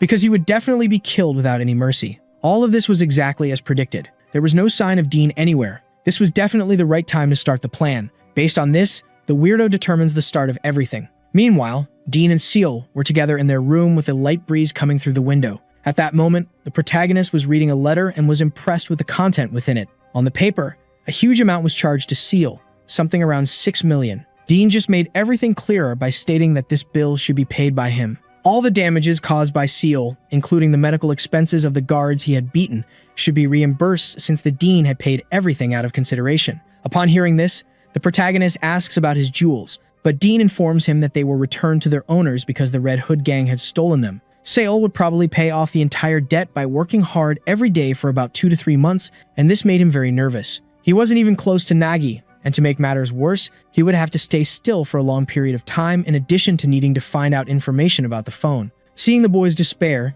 Dean states that there was another way to pay the debt. After hearing that the bill could be paid in just 1 week, Seal was amazed. All Dean had to do was teach the protagonist what to do, and he would complete the mission with total success. Soon, Ran and the duo of friends head towards a place where several children were happily playing. Seal was surprised that Dean asked them to follow that guy and found it very strange. Lieber could no longer walk, but the protagonist claimed he didn't know when that would end. Since Seal found out about everything out of nowhere, there hadn't even been time to gather more information about that mission, which made the girl very angry. The protagonist then tells Lieber that most of the debt was her fault for having beaten several guards. She felt very sorry for that, but in any case, she continued to be guilty. Noticing that small argument, Ram reminds the boys that they should follow him without making any noise. Without thinking twice, Seal covers the girl's mouth and confirms that he understood the message. With that, Lieber gets quite angry, but Rand could only think about what Dean's plan was in ordering that. He wanted the duo to follow the guy during a patrol around the village and had a good reason for it. If he could, Dean would take care of them personally,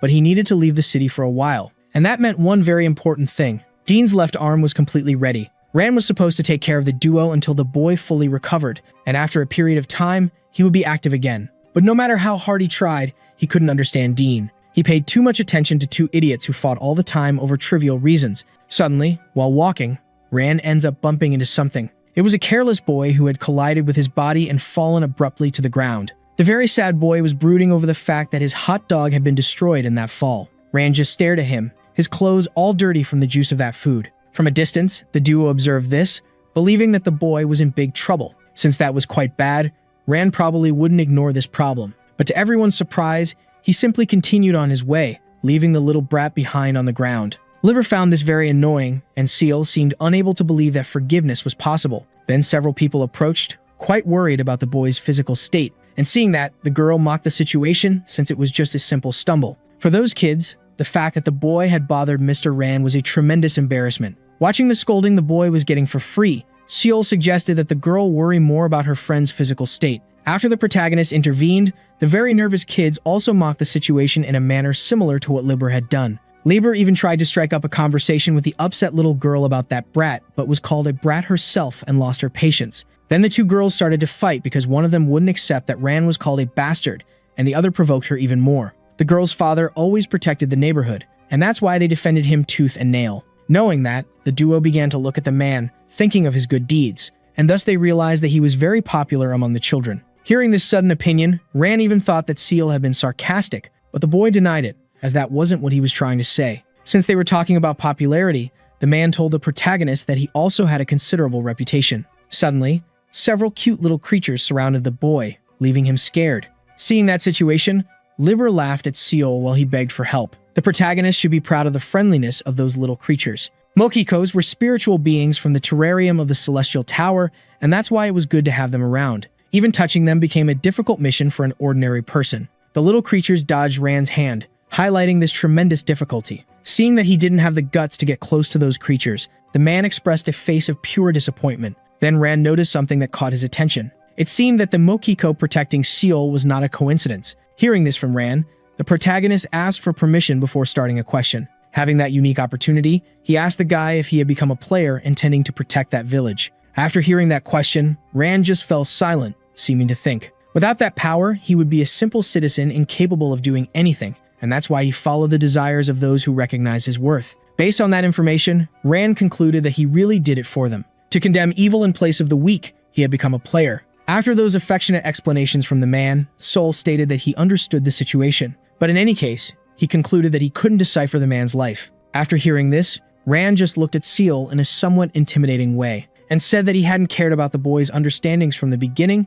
and so they continued on their way. Liber soon realized that the atmosphere of the walk was tense and that it wasn't typical for Seal to give opinions about someone's beliefs. Meanwhile, the protagonist negatively related to the place of the weak. He quickly concluded that this wasn't what people really wanted. Suddenly, a huge explosion happened in the middle of the walk, startling the trio. Seal panicked at that fire, and Liber noticed that all the flames were coming from the market they had just passed a few moments ago. Noticing the danger they were in, Ran displayed a devastating expression. The gang of villains was there, ready to wipe out everyone present. Their leader was already preparing his group to attack and made a point of taking care of the protagonist alone. In the wake of that explosion, the civilians became desperate and ran, fearing for their lives. Seal, without hesitation, asked what had happened and was informed about a crazy man setting everything on fire. He is stunned after learning that a stranger was destroying the village cared for by the players. When questioning Ran, the boy is informed that Dean was not available to help them in this endeavor. Due to the guy's absence, the enemies saw a perfect opportunity to launch that cowardly attack. Even with considerable concern about his guide, Seal receives an order to go to the guards and alert them about the invasion. After asking what Ran would do alone, the protagonist receives a mocking response regarding the clarity of what would happen in that place. Out of nowhere, the man bolts away towards the enemies, leaving the kid alone. Sale even tries to convince Ran not to go into battle without support, and Liber mocks this attitude. The protagonist becomes a bit pensive after these events and shows a sad expression. Soon, he decides to hurry to call the guards and would take a shortcut to reach the destination even faster. Meanwhile, Ran sets off with all his determination towards his enemies. He blamed himself for playing around and neglecting his mission, even knowing in advance that there would be problems along the way. Ran had not properly taken care of what he should protect with all his might, but there was no more time to waste, so he did not hesitate to keep advancing. Explosions were happening all around, but they did not intimidate the guy. One of the enemies was eager to finish off the village guardian at the entrance. He mocked Ran's delay. Then, without hesitation, he decided to send his henchmen to find their target. They, without thinking twice, complied with their master's decision. After a very short time searching, they confirmed Rand's presence, thus starting a fight that kicked up a lot of dust in the area. Without hesitation, the Vandal began to move to defend himself from the guy. He tried at all costs to hit the fabric that Rand was using, but was unsuccessful in any way. After trying several times, he thought he had dealt with the Guardian's trump card. But upon observing closely, he noticed something that scared him quite a bit. It seemed that it would be very difficult to set that magical cloth on fire. After realizing what had happened around him, the guy became even more desperate. Rand had hit and neutralized 2 of his henchmen with his single attack. Those guys, in the enemy's opinion, were very useful, but the village guardian lived up to his name and did not give up on taking them all down. Then, without hesitation, Rand began to prepare a fantastic strike with his fabric and spun it like a tornado. He had to execute that devastating move without any mercy, and he would do it at that moment. So, without thinking twice, Rand charged at the enemy with his fabric spinning like a devastating tornado. Immediately, the guy prepared a shield of flames to protect himself from the attack. A few seconds later, the 2 combat weapons clashed, generating a tremendous impact. From the expression displayed by Rand, he would not give up the battle under any circumstances. As he attempted to deliver a flying kick to his enemy, the latter narrowly dodged the blow. This made Rand even angrier and fueled his desire to win that battle. The enemy, in turn, seemed to enjoy the fight due to his fearless demeanor. At that moment, the battle was already engaged, and the 2 opponents struck each other like never before. Flames, dust, and sparks could be seen all over the place. After a frantic sequence of attacks, the gray-haired guy finally managed to stop to rest and think about how to win the difficult battle. But that was his biggest mistake, as in a fight like that, one cannot let their guard down for a moment. Taking advantage of this, Rand delivered a powerful blow to his opponent's chest, sending him flying far away. Without thinking twice, he charged at his opponent with the fabric ready to finish him off. At that moment, Rand already considered the battle won and his enemy's defeat as certain. The guy, in turn, was agonizing, pinned against the wall to which he had been thrown. But suddenly, he gave a slight smile, seeming to have a trump card ready to put into action. This indicated that his henchmen were poised and were already coming at Rand from behind. Fortunately, he managed to sense that presence approaching from behind and literally took care of those weaklings. With a magnificent aura, Rand turned his cowardly enemies upside down in a highly humiliating act. Even immobilized and with no chance to react, his enemy seemed unconcerned about the situation. He truly would have never guessed that the yellow cloth was not the only thing Rand had control over with his powers. After hearing the guy, he asked his main purpose, and if it was not answered, he would kill him without any mercy. Oh man! Upon receiving this question, he mocks the situation because he probably wouldn't survive even if he obeyed that order. Then, in a defiant manner, he tells Rand that even if he won that battle, he wouldn't win the war, for the gang's purpose in that place had already been successfully completed. Meanwhile, a little distance away, the boss was talking to the protagonist, saying it was a pleasure to see him again. Soon the boy realizes that this guy was not a stranger and had encountered him at the testing site some time ago. Lieber was already getting impatient and informed his friend that he wasn't feeling well about that unusual meeting. In just a few seconds, all those guys had already surrounded them without raising any suspicions. Seal quickly informs the strange man that he was in a hurry and needed to call the guards as soon as possible. He wanted to talk to the guy later, but apparently, that wasn't going to happen. In an unusual manner, that man informs that he was responsible for starting all the fire and chaos in that village. Upon learning this, Seal asks the reason for such a despicable act, but the guy didn't want any interruptions in his conversation with the protagonist. No one could reach that place, not even the Guardians themselves. The protagonist's doubt was what this guy wanted with him. The stranger then praises Seal's quickness. He wanted the boy to hand over the smartphone so that he could let him go in peace. While all this was happening, Dean was very far away and had no knowledge of anything. He was in the terrarium of the Celestial Tower. At that moment, the connection of his new member was going very well. Mary G. Zenos from the mechanical class was even joking, seeing that the pain wasn't as unbearable as Dean thought it would be. He confirmed this information and asked the girl to finish it as quickly as she could. She was already working at maximum speed, and suddenly asked the boy how the entrance village was doing, causing him to feel strange since she never asked that. To be honest, she didn't really want to know that information. She just thought Dean might faint, and that's why she questioned anything that came to her mind. In that sense, the boy informed her that he had a question to ask. He wanted to know if Mary already knew what a smartphone was, and this puzzled him. After a comment about this hot topic, Dean realized that she had an understanding of cell phones. Mary had heard rumors saying that smartphones were capable of evoking a special power within a person or something like that. And the most important thing was that no one should get involved with this type of item. While this conversation was happening, the duo was still being pressured by the strange man. By the cleverness of those guys, Sale realized they were doing this to prevent any thoughts of escaping. In any case, the guy guaranteed that if the smartphone was handed over, he would let the duo leave the place alive without major problems. But Seal wasn't falling for that talk because that psychopath had set fire to the whole place over a simple phone and would definitely kill them right after getting what he wanted. In any case, the protagonist had no other idea but to appease that cursed man a little to buy some time. But as he put his hand in his pocket to try to get the supposed smartphone, Seal took a punch to the chin. The high power of that blow made him fly away like a feather. The enemy had suspected that Seal would try something funny and decided to hit him to avoid certain situations. Next time, the protagonist wouldn't get another chance to stay alive, and seeing his worrying physical state, Liber approached to help. The girl was very angry with that cowardly attitude of the enemy and was cursing him without fear of consequences. Sale claimed to be fine and would obey the man's orders, even though Liber didn't seem to agree with that.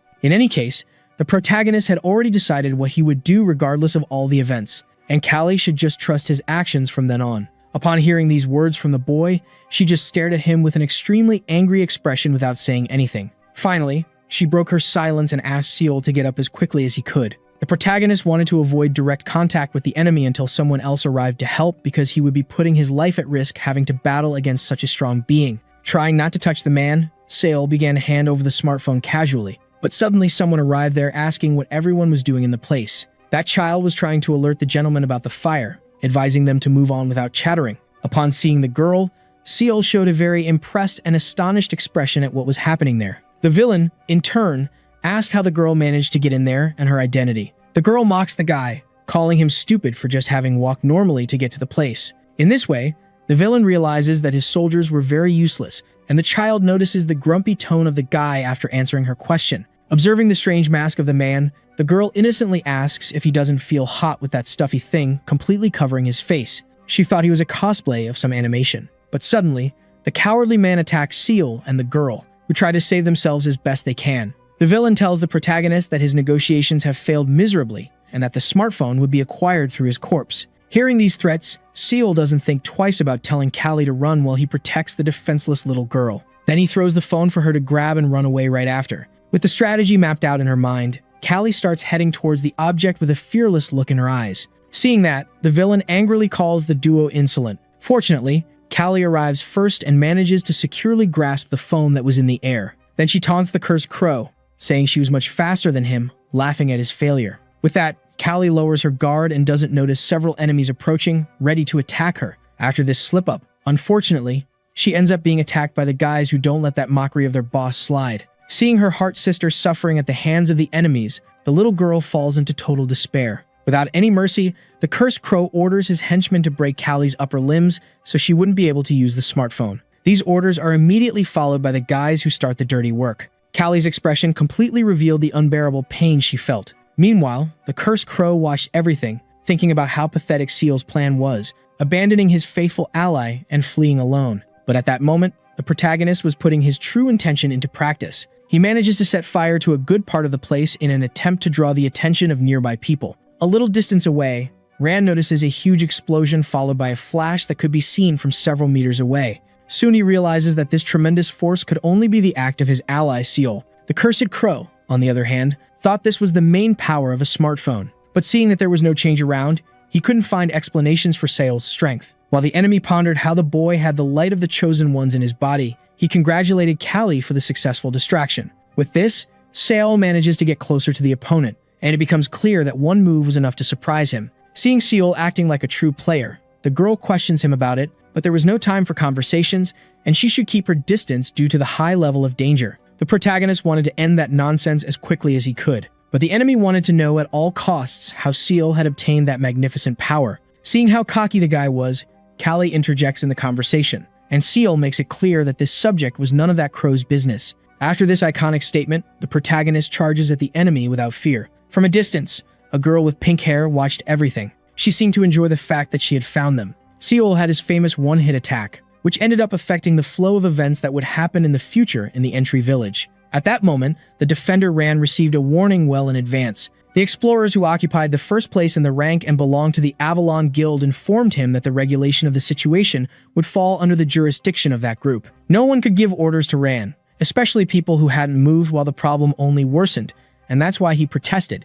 even being ridiculed by the guys. All they had done was trust the defender's abilities to control the situation in the best way. The damage from the fire began to affect the area outside the walls as well, and therefore the problem did not concern just the entry village. And at that moment, the only stubborn person left was Ran, the guardian of that life. With this, they reaffirmed that from that moment on, the Avalon Guild would take care of the entire problem. And this was not a choice but a true official order from the group. The chaotic scene in that place was noticeable in every corner, and loud sounds could be heard everywhere. At that moment, Seal faced his enemy kneeling before him. The guy groaned in agony and seemed unable to fight any longer. Seal realizes that he had probably fainted, and that for the first time, things were happening as planned since his arrival in that world. Since it was still early to rest, he asks about Callie's physical state. However, the sword remains silent and does not respond to the boy's question. With a very worried expression, Seal calls out again for his friend. Suddenly, the little girl appears there, and after asking a question, she is informed that her great protector was fine. Even feeling weak and sensing he might faint, Seal was concerned about the fact that Callie was quiet, and the cause of this was probably the injury she had suffered moments before. He always depended on the girl after using his ability, but this time the protection mission was his. Without thinking twice, Sale decides to leave there with the child and his friend. But suddenly that damned crow, which seemed to have been defeated, rises from the ashes and confronts the protagonist. The two, as expected, engage in combat at the same moment. Fortunately, Sale manages to defend a blow that would have caused him irreversible damage. The damned crow was very angry with the insolent boy who had not respected him in that battle and had considered it won. Sale thanked God for managing to dodge that blow, taking advantage of the adrenaline his enemy was feeling, but he needed to do more than that to win. The opponent wanted the boy's sword, which he was trying to hold onto in order to win the fight. Then the two clash again in a direct confrontation with frantic attacks. Meanwhile, the little girl watched everything with enormous despair in her eyes. Not knowing what to do, she tightly closes her eyes, wishing that all that traumatic situation would disappear as quickly as possible.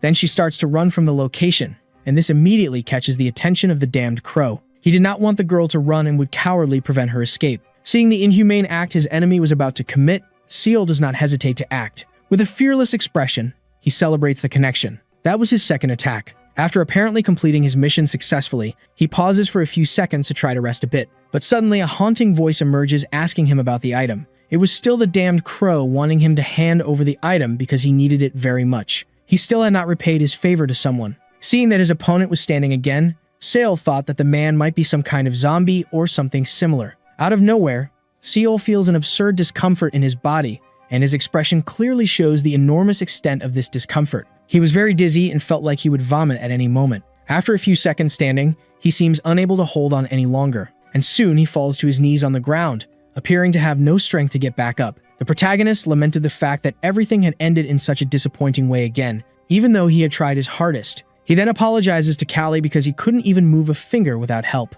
In any case, Sale was happy that the little girl had managed to escape and wished her success in her flight. For the boy, all that situation was very frustrating. He just wanted to protect Callie like she had done in the last times. It seemed that everything was lost for the boy at that moment. Looking around, he notices something that catches his attention. It was the little fur ball that was there in a very unusual way. That was practically impossible in a situation like that, and it seemed that Seal had truly lost control of things. Suddenly, a voice appears asking if he had accepted defeat so easily. To her, it was funny to see how Seal could laugh in the dreadful situation he was in. Upon realizing who it was, the boy is left speechless, observing her. She was the woman from the player candidate test that Seal had participated in some time before. When threatened by the damned crow, the girl mocks his words. He should stop with his bluffs because she had already seen all his abilities, and everything had been very despicable. This was the time for the damned crow to stop taking things that belonged to others. Hearing that affront, the monster tells the woman to shut up and starts a new threat. Already attacking the enemy without even making an effort,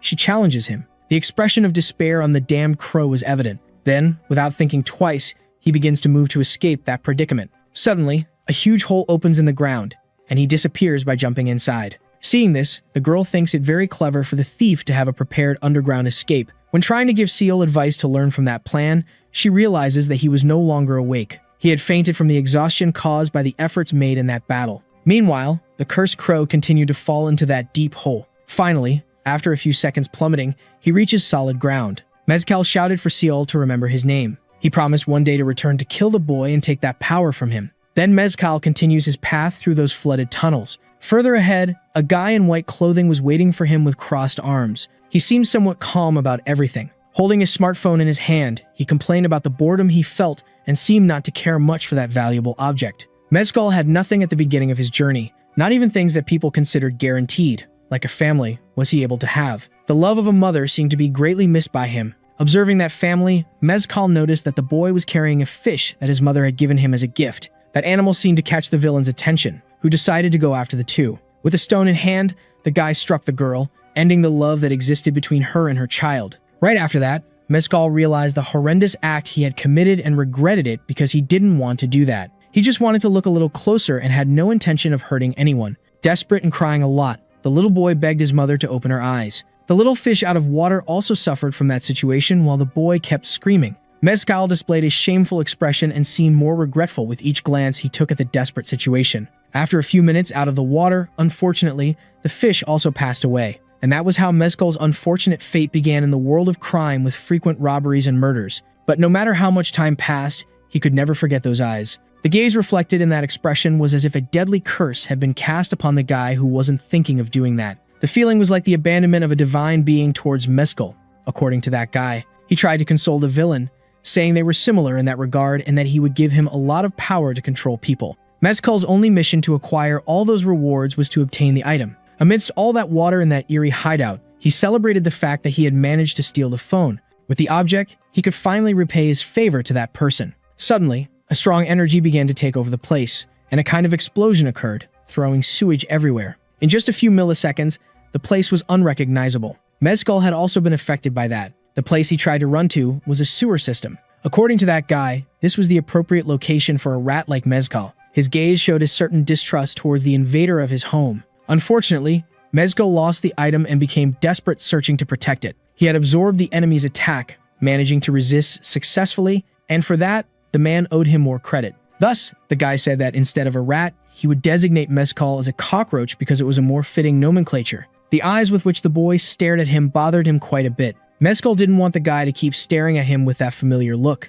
After a few moments, the guy in white clothing decided to attack the poor soul with all his might. The intention was to kill him without any mercy. After a few moments of fighting, the guy stopped attacking and looked around. Then he noticed something that caught his attention. What was in front of him was a real smartphone that was in the enemy's possession. Realizing this, he let out a slight evil laugh. It seemed that continuing this would be a lot of fun. Kina Lilith from the mage class was at that moment with the Avalon Guild. The woman with purple hair, amidst a conversation about the invitation to the group, called the girl insolent. Noticing the murderous intentions of the girl, the little fire warned her friend. That guild that was really planning something asked Kina to step back because the attacks made by them were not directed at her. They were supposedly maintaining the public safety of the entrance village, and the way they did drove Ran crazy and made her want to bypass the protocols. This information was contested by Kina, who disagreed with the attacks that she and the people behind her, who were on the brink of death, were suffering. Then one of the members of the Avalon Guild began to accuse those poor souls who were protected by the girl.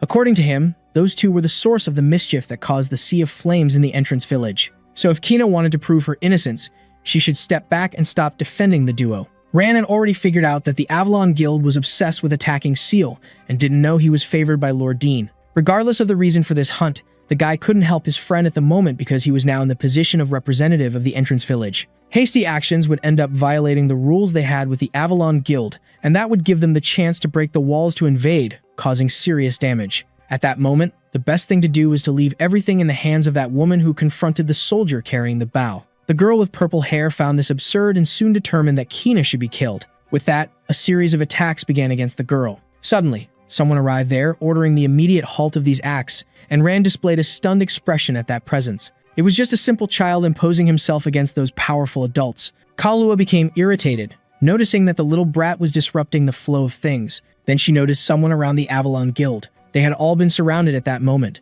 The guy in the white cloak, without thinking twice, tried to discover the identity of that troop and to which groups they were affiliated. Soon he found out that no one there was affiliated with any group but sympathized with a specific person. They were candidates to be players and great friends of Seal. They had received significant help from the boy some time ago, and they couldn't ignore a situation like that without trying to help him to repay the favor. Then a silence took over the place, and the two groups stared at each other in a tone of rivalry. Soon the girl realized that Seal had managed to gather and bring the scattered candidates from Section C, doing a good job amidst all this confusion. But suddenly, her companion warned her to be careful because something bad was about to happen, making him very alert. As she imagined, a massive explosion occurred in the place without any explanation. All that force came from underground and cut through the ground as if it were nothing. Immediately, all of this caught the attention of the little group that noticed something had flown out of that hole. At that moment, everyone should prepare for the worst imaginable scenario. The members of the Avalon group displayed fearless expressions with an air of pure courage. It seemed that this had only been to send a message,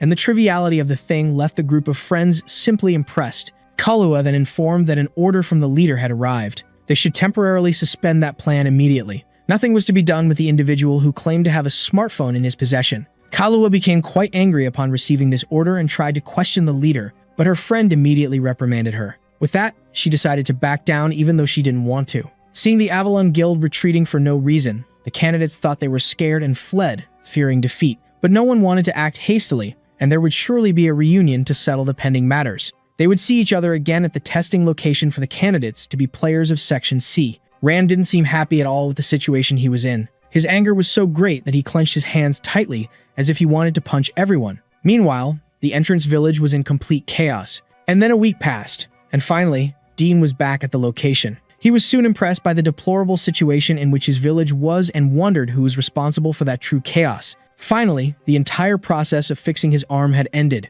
Exactly 1 week had passed since that day. As if nothing had been attacked by an unidentified organization, the entrance village was ensuring the stabilization of the community at a rapid pace. Callie and Seal were also recovering quickly without major difficulties. The protagonist couldn't believe how fast his recovery was, and all of this could be thanks to his friend. After asking a question, Seal had the impression that Callie wasn't very happy with how she lost consciousness a week ago. The girl was in a state of great boredom and grumpiness, but that was understandable since if she had been with Arthur, something like that wouldn't have happened. Sale felt embarrassed upon realizing that Callie had heard all his comments, and in the midst of all this situation, a visitor arrived in the room. Pastis was the name of that guy, and the girl had heard that he ended up leading the help group that saved their lives. He dismissed all that fame because it was natural for the examinees to help each other, especially after also being helped in a moment of need. Taking advantage of that topic, the name Mezcal is mentioned in the conversation. He was also an examined colleague and had almost killed Pastis once. But a big question was who had attacked the entrance village,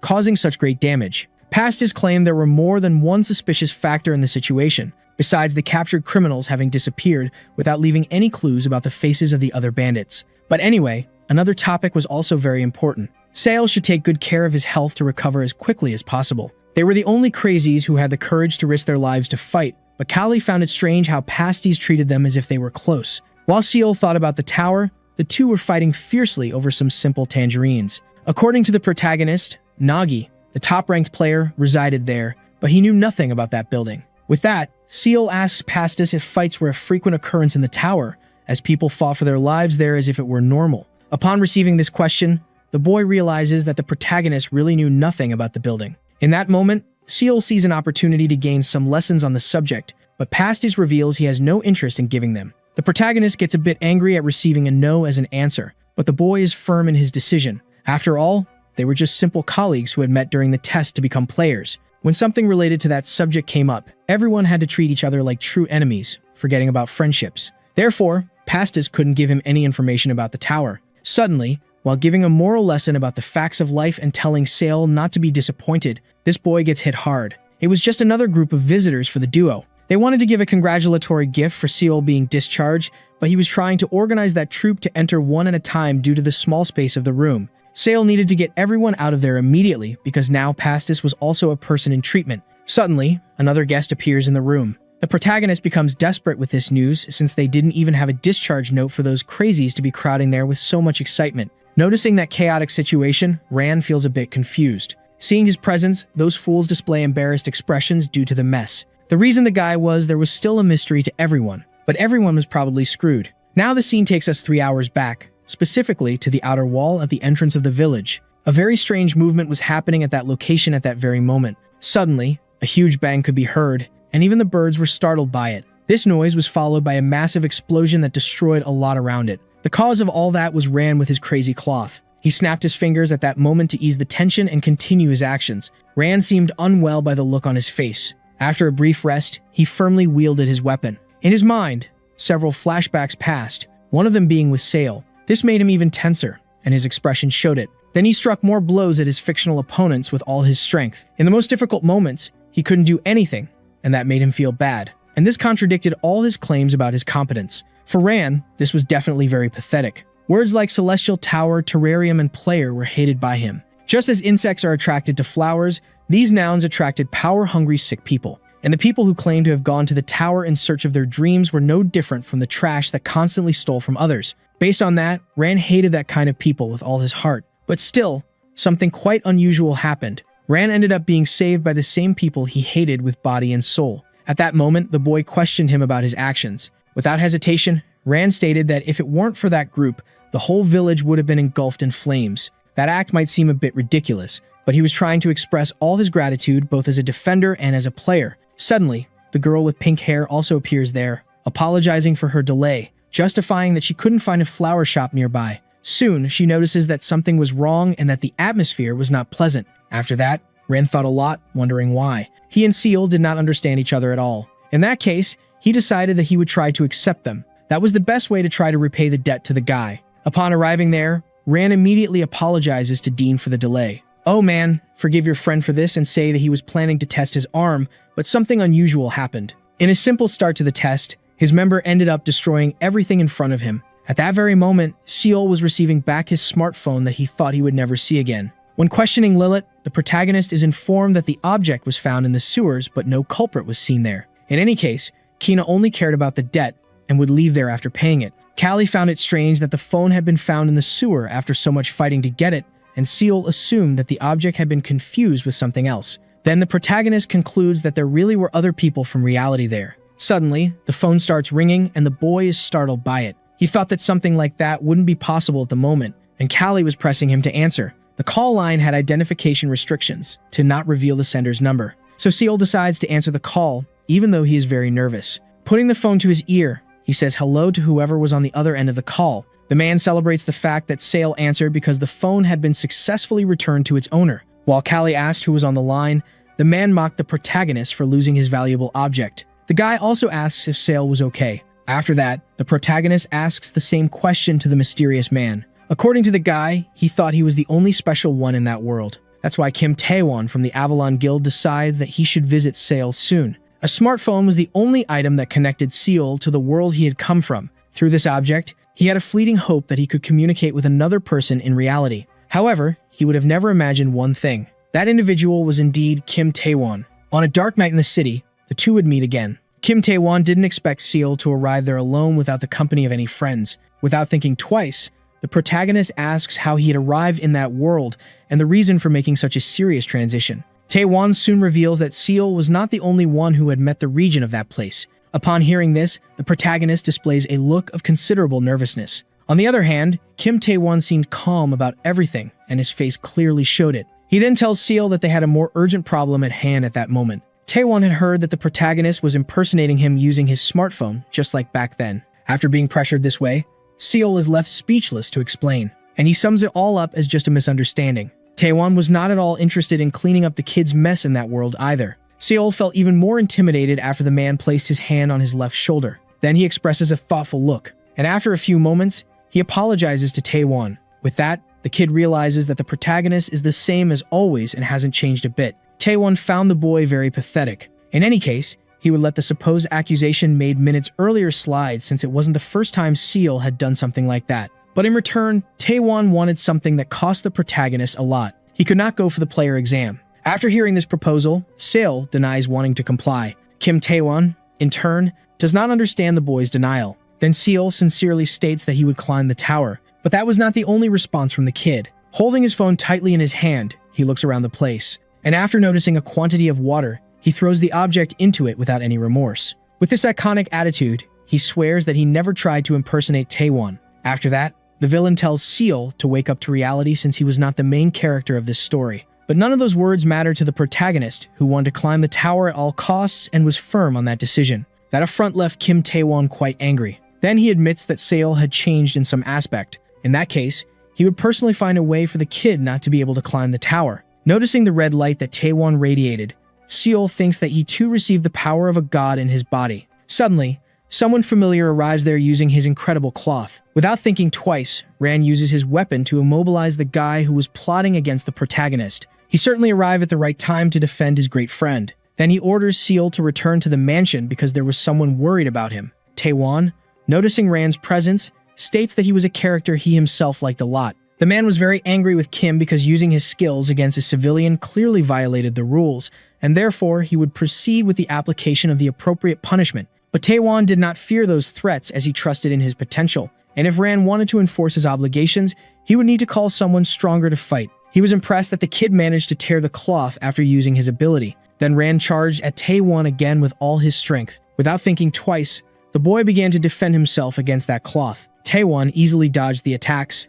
and based on some movements, Ran thought he was planning to pull out his weapon. Mocking the situation, the kid reaffirmed that his opponent could not defeat him, and that it was nothing so surprising. After hearing this affront from the enemy, Ran pulled another card from his sleeve to keep him from getting too excited. Taewon then said he already knew about the man's fabric manipulating ability, but seeing it in person was much more fascinating. However, there was another thing to be said. He soon stated that this power became useless if the target got too close. But Ran denied this statement and began to justify it through action. To him, this assertion was simply useless and completely untrue. After receiving an attack, Taewon commented that compressing the cloth to increase its speed was a good decision by the opponent. However, this card up his sleeve did not prove to be sufficient to defeat him. While talking too much, Taewon failed to notice that Ran had taken control of his rear, and in that small mistake, he was attacked decisively. The man with the cloth finally managed to demonstrate his strength by hitting the enemy. Seeing that opportunity, Ran did not hesitate to use his weapon to deliver a checkmate in the battle.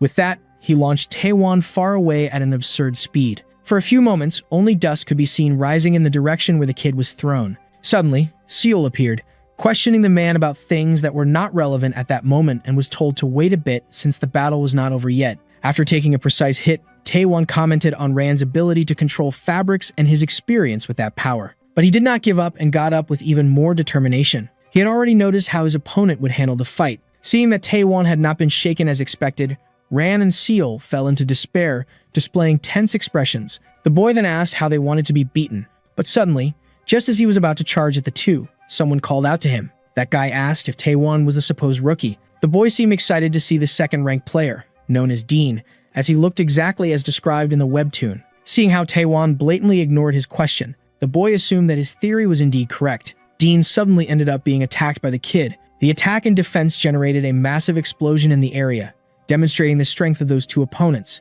Dean had stood in front of Taewon, but he had not noticed his presence, making it clear that he would need to be careful of the enemy's mechanical arm. Suddenly, Kim was surprised from behind, startled by the opponent's presence. At that same moment, a brief confrontation occurred between the two. The ability used by Taewon in that attack required Ran's permission, but he did not care about that rule and planned to use even more of the powers stolen from the village guardian. Dean then realized that his opponent was very rude and lacked good manners. Taewon only thought about defeating the famous guy who was in second place in the ranking and who was an epic existence. There was no way to let those actions go unnoticed, and so Dean would begin to correct the slacker's behavior with a good beating. After this warning from the guy, a huge flash took over the area. Dean had used a bit of his strength to attack the cocky boy. He wanted Taewon to get back on his feet again because that was just the beginning. After hearing this order, the boy informed that he was already getting up. Ran, seeing that situation, asked his master not to go too far with the correction and was answered affirmatively by the guy. After responding to his friend, Dean focused on continuing his plan.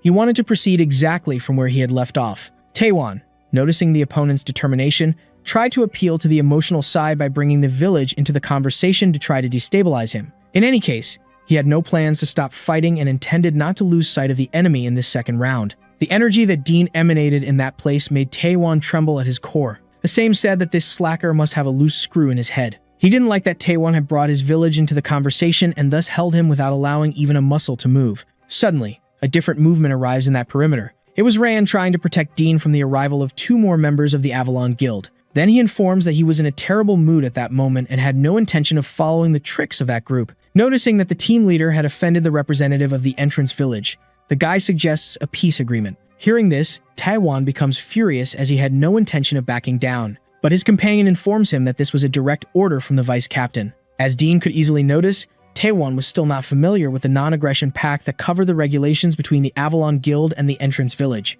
Realizing these arguments from the guy, Ran assumes they wanted to ignore that event, but this assumption is denied by him. According to him, according to the regulations, the group would pay the price regardless of the amount due to orders from the vice captain. At that moment, Dean was staring at his opponent with a thoughtful look. The boy, although downcast, did not think of stopping the fight and wanted to see it through to the end. Looking to his other side, Dean observes another striking scene. It was the protagonist standing as if frozen, waiting for a decision from him. With that, Dean takes a deep breath before finally proclaiming his words. He just wanted those people to clear out because it seems Seal also had some friends who got on his nerves. After saying this and walking away, he is confronted because of his friendship choices. According to Taewon, Dean would end up regretting his decision to choose that useless bastard. In any case, he does not listen to those nasty remarks, and everyone goes their separate ways. Seal, at that moment, was watching Dean with a guilty look. After the guy passed, he remained standing without showing any sign of retreat. Ran even looks back intending to understand what was happening with the boy.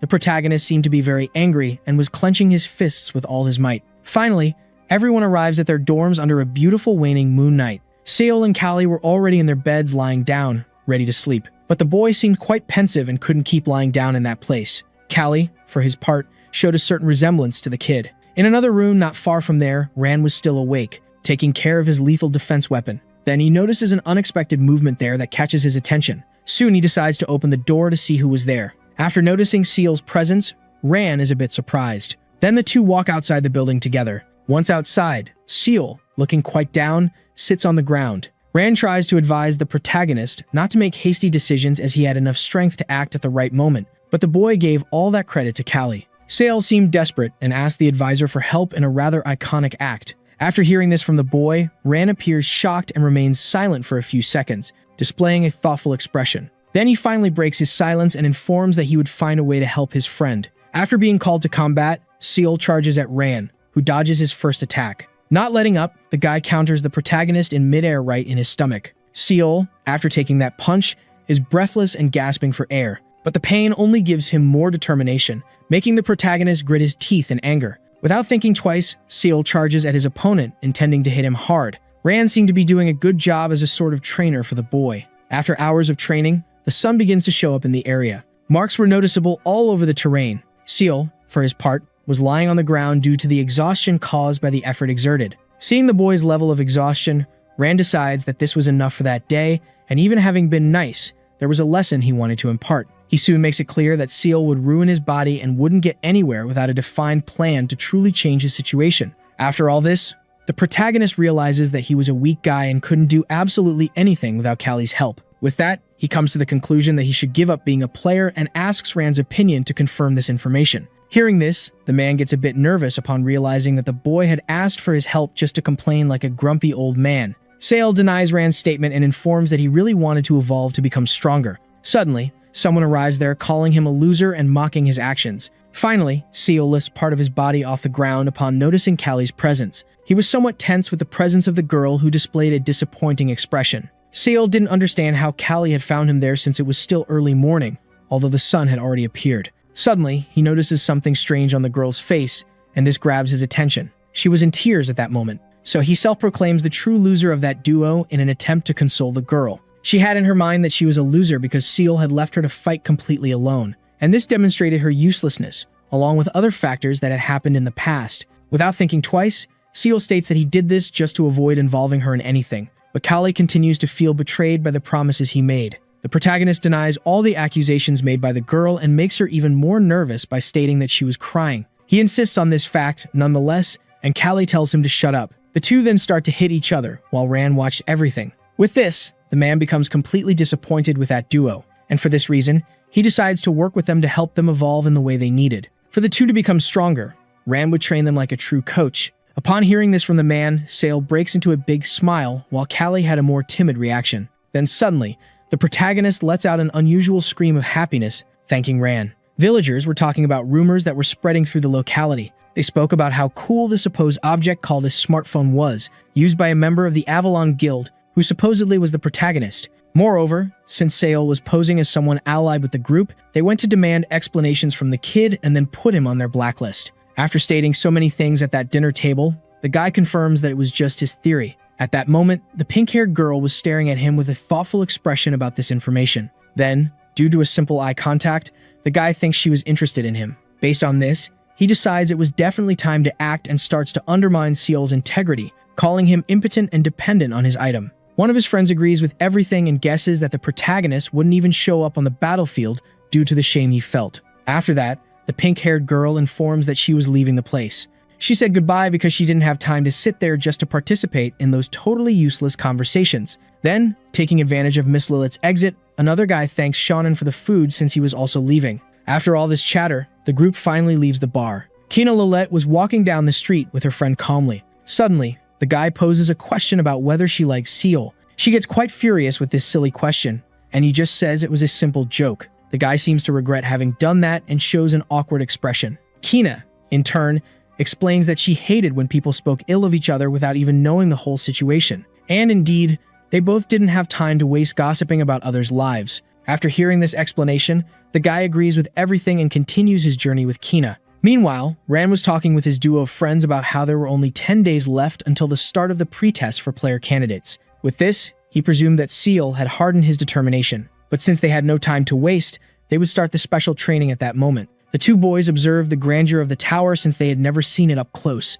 Ran comments that this was the only place in the village with this privileged view, and Seal questions him about the choice of this location for the training. Soon, the man replies that the boy would learn the reason much faster if he experienced it firsthand. After this statement, Ran activates a type of training equipment that forms a kind of line on the ground. Then he asks Sale and Callie to try to cross that barrier. The girl seems not to have much expectation for that easy mission, but the protagonist asks for calm since the activity needed to be done together. As she places her foot on the line, Callie ends up suffering an electric shock. This causes her to enter a trance state, not understanding what was happening. After a few seconds standing, Callie can't hold on any longer and falls to the ground, leaving the protagonist extremely worried. With that, Ran warns that it was time for Seal to try crossing as well. Upon hearing this information, the boy shows a fearful expression. But without hesitation, he begins to muster the courage to fulfill his duty. And after a few seconds of preparation, Seal finally starts to run with a bit of apprehension. Upon touching the line, he receives the same electric shock that Callie did. Immediately, he feels an inexplicable sensation. Everything was exactly like that time. After going through this crazy experience, Sale also falls to the ground in shock. Ran confirms some of the protagonist's thoughts about this place. Sale had reached an incredible mark of the outside world after crossing the border, and this was the domain of the terrarium of the Celestial Tower, according to his trainer. This area, referred to as a domain by the other players, was a location influenced by the tower, although it wasn't actually inside it. The reason Ran led the duo into that perimeter wasn't solely to acclimate them to the pressure in case they passed the pre-test. The main justification was due to the most significant characteristic of the terrarium of the Celestial Tower. According to Ran, the concept of death did not exist in the building, but in exchange, if a person's body reached its limit, they would have to pay the due price. This statement left the duo a bit confused, but it wasn't the complete explanation. According to Ran, the person would lose a small amount of their memories. After this shocking statement, the duo felt somewhat bored, because this problem was less serious than they initially thought. People who heard about the consequences for the first time usually tended to show that same response due to the supposed low price to pay. And so, for cases like these, it was much easier to understand if everything was experienced firsthand. After Ran's explanations, the duo showed interest in knowing what was down there. Upon looking more closely, Seal ended up getting startled by the view. He didn't understand what the hell that was looking at him. According to Ran, that place was called the Forest of the Defeated, an exclusive area for people who ignored the importance of consequences. Moreover, there was one more important piece of information about this abyss. It was that those defeated were also the opponents in the training that the duo would participate in. After giving these warnings, Ram pushes the duo towards the forest and asks them to do their best to survive. In that place, the man had left severe marks with his powerful cloth. The condition to pass was to find and recover the fabrics as quickly as possible. Finally, after a few seconds of free fall, the friends crashed violently against the ground of the abyss. From above, Rand simply watched them with a serious expression. His only mission was to help them in their training, ensuring the positive development of the duo over the last 10 days. If they couldn't handle that extremely easy level of difficulty, it would be better for them to give up because the people there were weak. The protagonist would have to face quitters who hadn't managed to become players. At that moment, he and his partner seemed extremely nervous, afraid of being attacked by the enemies. The zombies looked hungry for the flesh of those easy prey. Seeing that the enemies were about to tear apart whatever was in front of them, Seal asks Callie to get up quickly, even though she wasn't feeling well after the fall. After realizing that his friend wasn't in a condition to fight, the protagonist asks her to transform into a weapon to face the zombies. Seal wanted to finish this in just one attack since they didn't have time to deal with those strange things. It was better for them to find that cloth that Mr. Ran had hidden as quickly as possible if they wanted to pass the training. But unfortunately, after concentrating so much, the protagonist ends up failing miserably once again. Even with Ran giving them a bunch of tips from the start, the mission was not completed successfully. If they had played well and with a bit more luck, they would have succeeded, but the cursed forest was different from the norm and required a different perception. If the duo didn't give their all in the mission, they certainly had no chance of winning. At that moment, Seol was running desperately with Callie simply unconscious, complaining that everything was going so wrong at a vital moment of the task. After a few moments unconscious, the girl wakes up startled, realizing that she had dozed off when she shouldn't have. Without thinking twice, she apologizes to her partner and doesn't hesitate to show interest in taking down the monsters. But suddenly, the girl enters a sort of trance. Even she didn't know what she was doing or why she was in that state. Excalibur was the sword of the ego of God, and it had a very well-defined role to fulfill, which was simply to sit there doing nothing. Who would have thought that Excalibur would be murmuring to herself like that? But at least Arthur wasn't there to be a pain. At that moment, she seemed to be fulfilling her useless function quite well. She cried out to God, wanting to be heard at all costs because she missed the divine presence. But it seemed she had been forgotten. From the position and expression the girl displayed, it was clear she was not okay with that depressing situation. But suddenly, she reacts and decides not to be downcast by it all. The girl's goal was to reconnect with God so that her demands could be resolved once and for all. She would always be waiting for the divine entity and would not give up on waiting for him. For her, it was fine that God was a little late. Excalibur had definitely gotten used to that. She only asked God to give her a real name and not that of a weapon. It was supposed to be a striking identification that no one would forget. Suddenly, Callie wakes from those deep thoughts with her partner calling her desperately. It was Seol battling alone while she was somewhat fainted. The protagonist just wanted his partner to wake up and help him face all those horrendous creatures. Finally, Callie speaks up and apologizes to Seol, who was too nervous about everything happening there. He knew it was difficult, but still tried to ask the girl to transform into Excalibur once more because he didn't want to give up on the mission. The duo could win the fight if they worked with true unity. So without thinking twice, Callie starts to push herself to attempt another transformation that would lead them to victory. Fortunately, the change occurs successfully, and immediately, Seol charges at the enemies. Excalibur. At the moment, the boy seemed very happy, asked for his opinion. Soon she takes advantage of the duo's good moment in battle and decides to end this once and for all. After that, the two charge at the remaining enemies like a true avalanche. Seol and Callie took down all the zombies that dared to cross their path. Finally, after a few minutes of frantic fighting, they obliterated all the monsters that were there. Callie, without hesitation, invites Seol, who seemed to be feeling unwell, to leave as quickly as possible before more enemies arrived. No matter how many times they did that, the protagonist would probably never get used to that roller coaster feeling. Suddenly, upon looking a little more closely at his friend, Seol notices something that catches his attention. Kallie's hair seemed to have grown considerably. The ego sword grew with its master, and that was probably what that change meant. After watching the duo's battle, Dean comments to Ran about how cool everything had been. Now he could ask the guy why he had left the two in that place abandoned by God. Dean had doubts about why Ran had taken the responsibility of leaving that duo to die there without anyone to turn to, and that was quite clear. 56 hours had passed since Heo, Seol, Jin, and Kallie's party. This started right after they entered the cursed forest. If Seol had to recount all the strange things that had happened while the duo fought for their lives in there,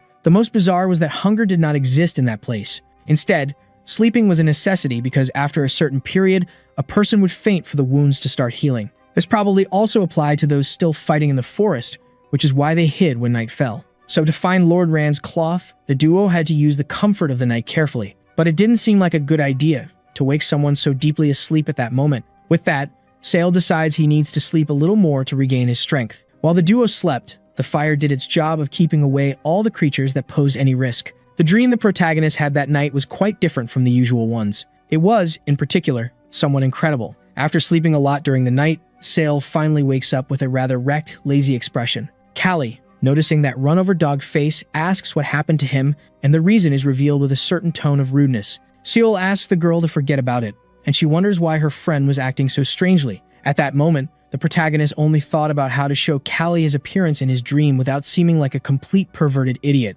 After many attempts and errors with no progress, they realized that their own ideas on how to win were misaligned. So that's why the duo decided to always choose a target before they actually started attacking. This way, they could work as one and concentrate all their powers, finally beginning to understand how to evolve together. At that moment, Seol complained of a pain in his back, and the fact that he was awake impressed Callie. The boy had slept for 3 straight hours and only learned about it when his friend decided to tell him. Seol quickly asks how she knew this if she didn't have a watch to keep track of time, and Callie reveals that it was a hobby of hers to count time when she was bored. With this, the boy realizes that his dream was a memory of his friend. After observing his friend deep in thought, Callie asks the reason for it, and he quickly changes the subject. Looking on the bright side, the duo now knew exactly how much rest they needed after using their powers. Since Callie still had doubts about this, Seo wanted to test a bit more because knowing how many times they could use their abilities in a day would be very useful. Since entering that forest, the protagonist realized how little he understood about his own strength. And this realization also applied to his friend Callie. Suddenly, the girl asks why Seal is so excited,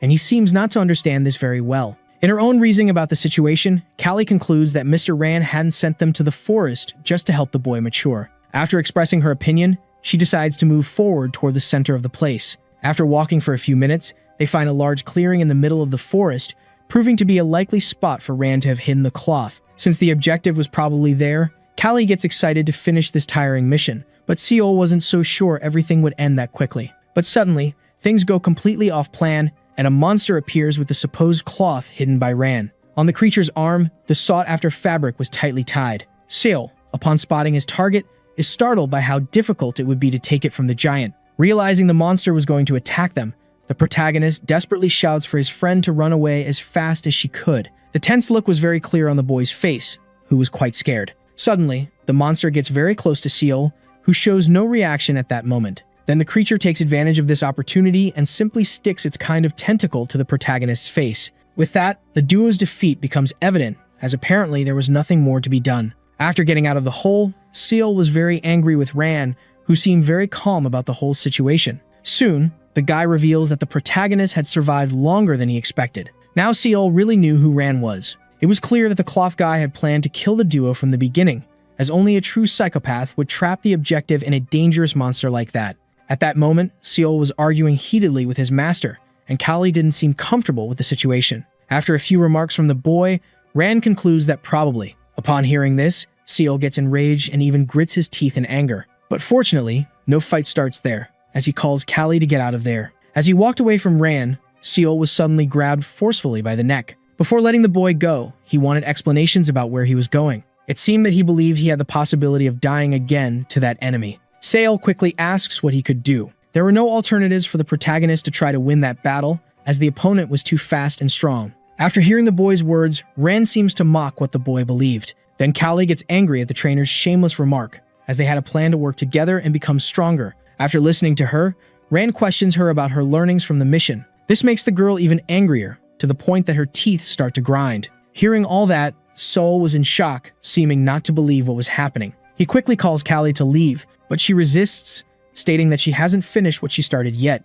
Noticing that contrast, Ran mocks the situation and provokes the girl. After that, without thinking twice, she joins Heo Seal Jin. At that moment, the boy was already running through the dense forest. Seal was very angry because of Ran's arrogance. He quickly concludes that the trainer's pathetic actions were not right and that this was probably just another test to make them stronger. Already facing the enemy, Seal understands that Ran would not give them a task they could not overcome. The boy's focus at that moment was to grab the cloth tied to the monster's arm as quickly as possible. Callie, noticing her friend's concentration, questions him about the plan to be executed. After receiving silence, she calls Seal by his full name again. Suddenly, the boy shouts at the monster, intending to know its true identity. Even observing the human's fury, this creature did nothing but show anger and a desire to devour them. Considering the vulnerability presented by Seal, the predator decides to attack. Out of nowhere, the boy opens his mouth amidst all the chaos to introduce himself as if nothing was happening. Even a bow is made by the boy while the monster only wanted to eat him alive.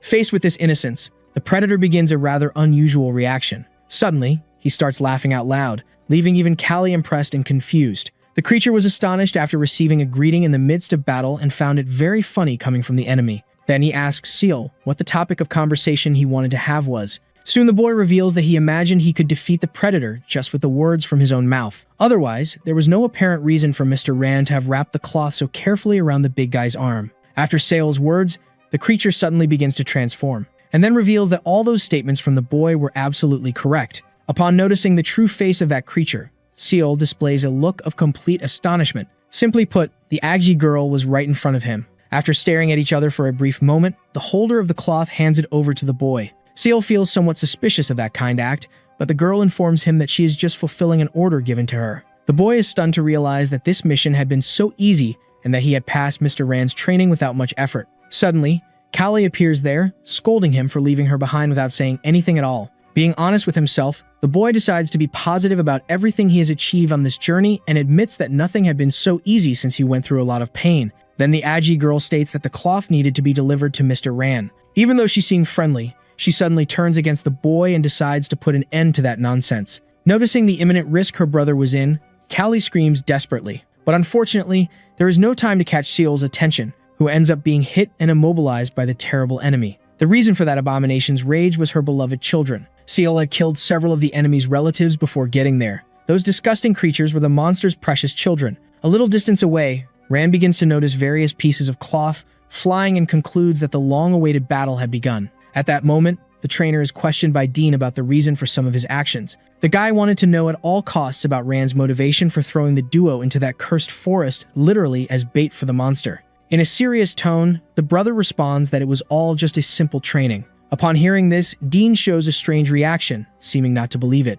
Rand then explains that the teenagers had sought him out to become stronger, and without thinking twice, he agreed to that request. After attentively listening to this information, Dean slowly extends his hand towards the cloth guy. He then asks if by any chance the duo knew the risks they faced by being there. Everyone should know that those people from the Forest of the Defeated had once been human and were there for the same reason. Although there was a small group that considered the place a sacred site, in the end, it was just another cursed asylum by the tower, and that's why Rand could not fail. But he was convinced that everything would work out because the idea of failure had never crossed his mind. Indeed, Rand believed in the duo's potential, and if the friends failed at any moment, the guy would die along with them. After hearing these sincere words, Dean displays a rather impacted expression. Rand, in turn, had a fearless look on his face. It had been a long time since Dean had argued with him or had a conversation like this, so he decides that he will not ask anything else, and that was already enough. After that, Rand simply thanks his friend, but suddenly, Dean states that there was one more matter to be addressed.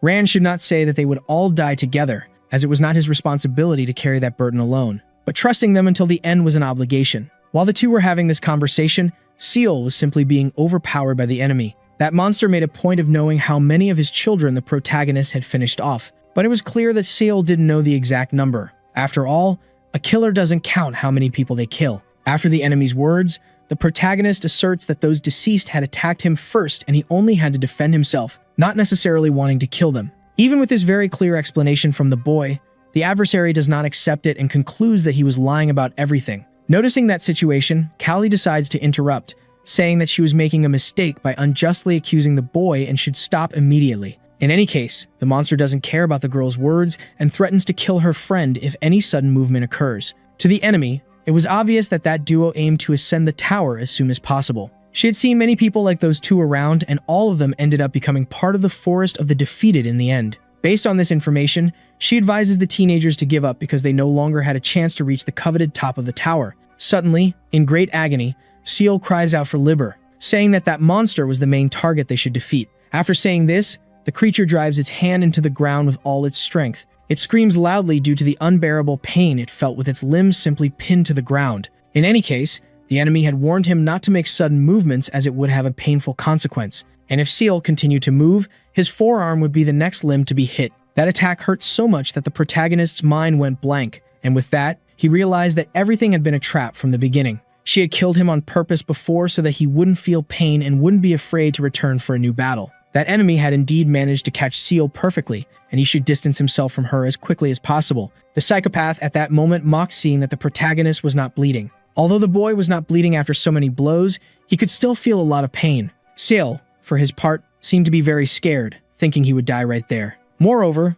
losing his memory was also possible at that stage of the game. And if all this happened, Seal would become one of those cursed children of the psychopath. So for all these reasons, she orders the protagonist to give up everything and surrender. To find peace, Seal should go back and inform Rand that he was giving up and no longer wanted to climb the tower. But fortunately, he confronts the psychopath in order to deny this proposal, for he did not want to lower himself to that humiliating level of subordination, and surely Seal would not give up even if it led to his death. Suddenly, the boy begins to emanate a surreal blue energy, and it doesn't take long for a kind of mana explosion to take over the place. Meanwhile, Liber watched everything without understanding what was happening. A little distance away, life in the village went on as if nothing was occurring. Now the scene takes us to the castle, headquarters of the Avalon Guild. In the audience chamber of the tower located on the upper floor of the building, a man announced that he was absent from the organization. Vice Captain Van Zikmund, who held rank number 8, was humbly thanked by his subordinate. That was the guy he had seen when he came down moments earlier, and since this man was in charge of the rookie,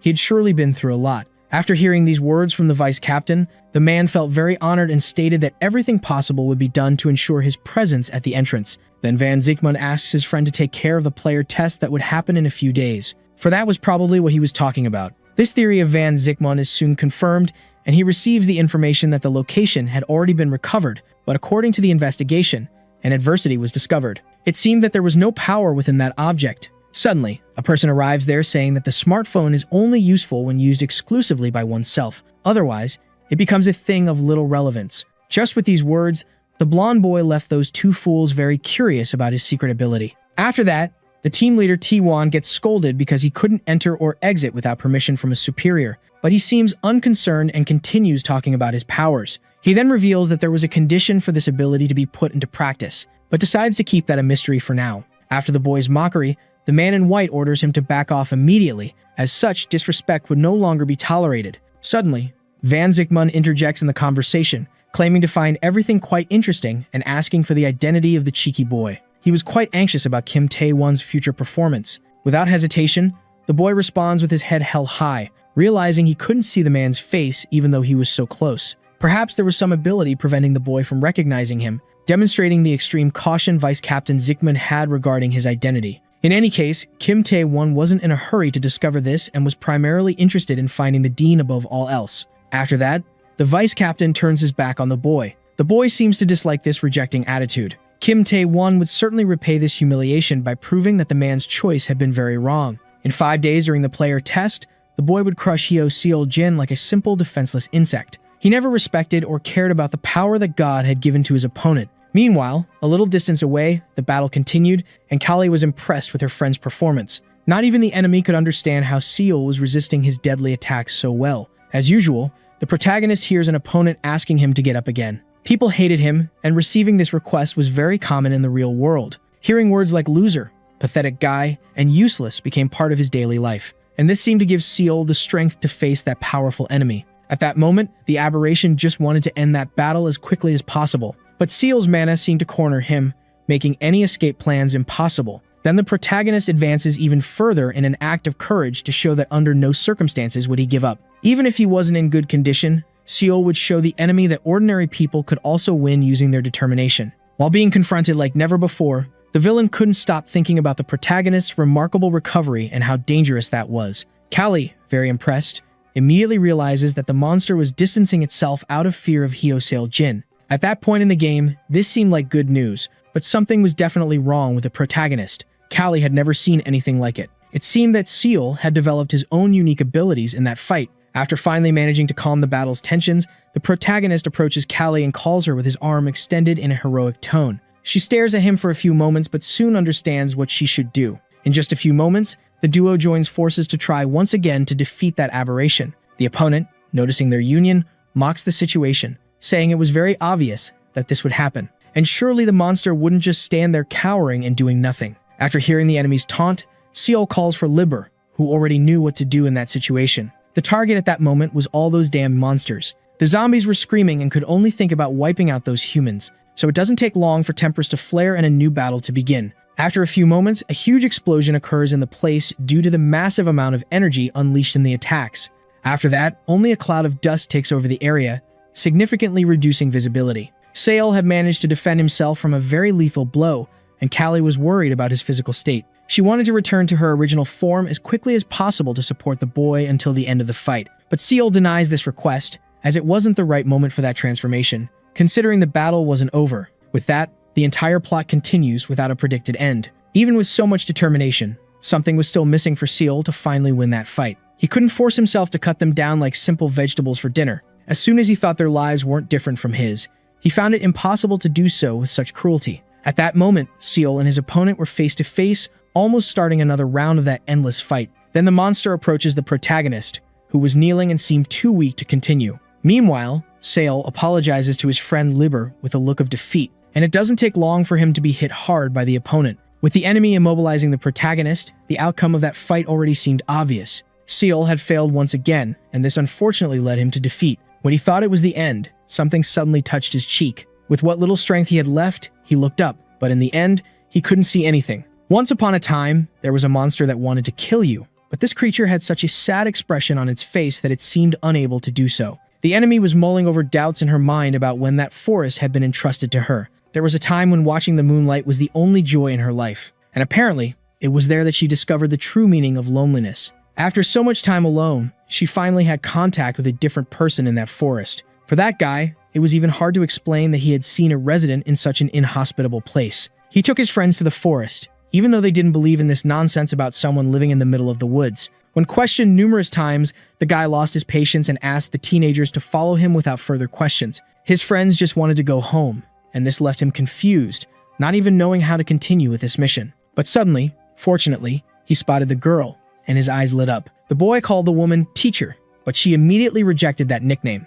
Not caring much about the scolding, the boy introduced his friends, who were impressed by the facts, to her. Since they really wanted to be players, the boy called them to greet the teacher, who would probably lead them to that goal. Finally, those two managed to approach the legendary woman and greeted her kindly, albeit shyly. That woman didn't want to be the coach of those young people, and that was evident. Moreover, she had no talent for teaching dreamers because her power was innate since her birth. But in any case, she seemed to accept this challenge, for she missed interacting with real people. In moments when happy voices echoed through the forest, the teacher felt true happiness. Those simple human beings thanked the teacher for all her work. She even seemed to get sad knowing that the boys would leave the forest because they had to rest for the player test that would happen the next day. Then she noticed that time passes very quickly when one is having fun. Suddenly, one of the teenagers invited the girl to go to the top of the tower with them, as she would probably make it to the top 100 players without any problems. The woman, in turn, showed interest in this proposal but stated that she could not leave that forest of her own free will.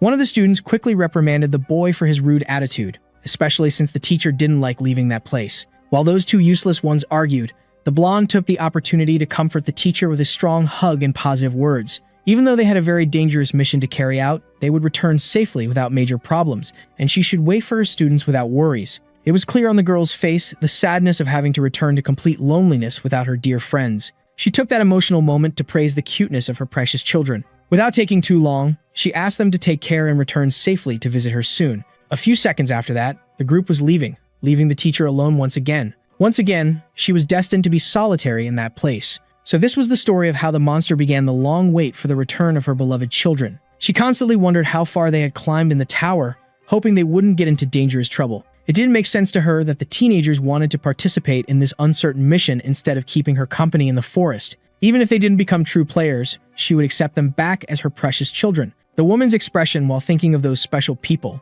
was one of complete sadness. For her, it was all right if they decided to give up to return safely. Then suddenly, some very strange noises were heard nearby. They were some hooded guys taking a group of tied-up people. All those children of the monster were about to be thrown off that high cliff. After a few seconds, they were pushed by the hooded ones without any mercy. Down below, the girl watched everything very attentively. Soon, she realized that those bastards from Avalon were getting rid of more and more failures in the forest as if it were a garbage dump. Finally, after an absurd fall, those weak bodies crashed against the ground. She just wanted them to be safe because dreams cannot always be realized. It didn't matter if they couldn't become players as they had longed for, as long as they returned safely to the forest. Seeing the state her children were in, the woman ran to embrace them. In tears, she held the body of one of her dear ones, blaming herself for not having prevented those dreamers from going to the tower. In the girl's mind, she should have asked the teenagers to give up the mission the moment they were leaving. Suddenly, she realizes that the guy wasn't listening to her words. After that, the boy's hand roughly touches her face.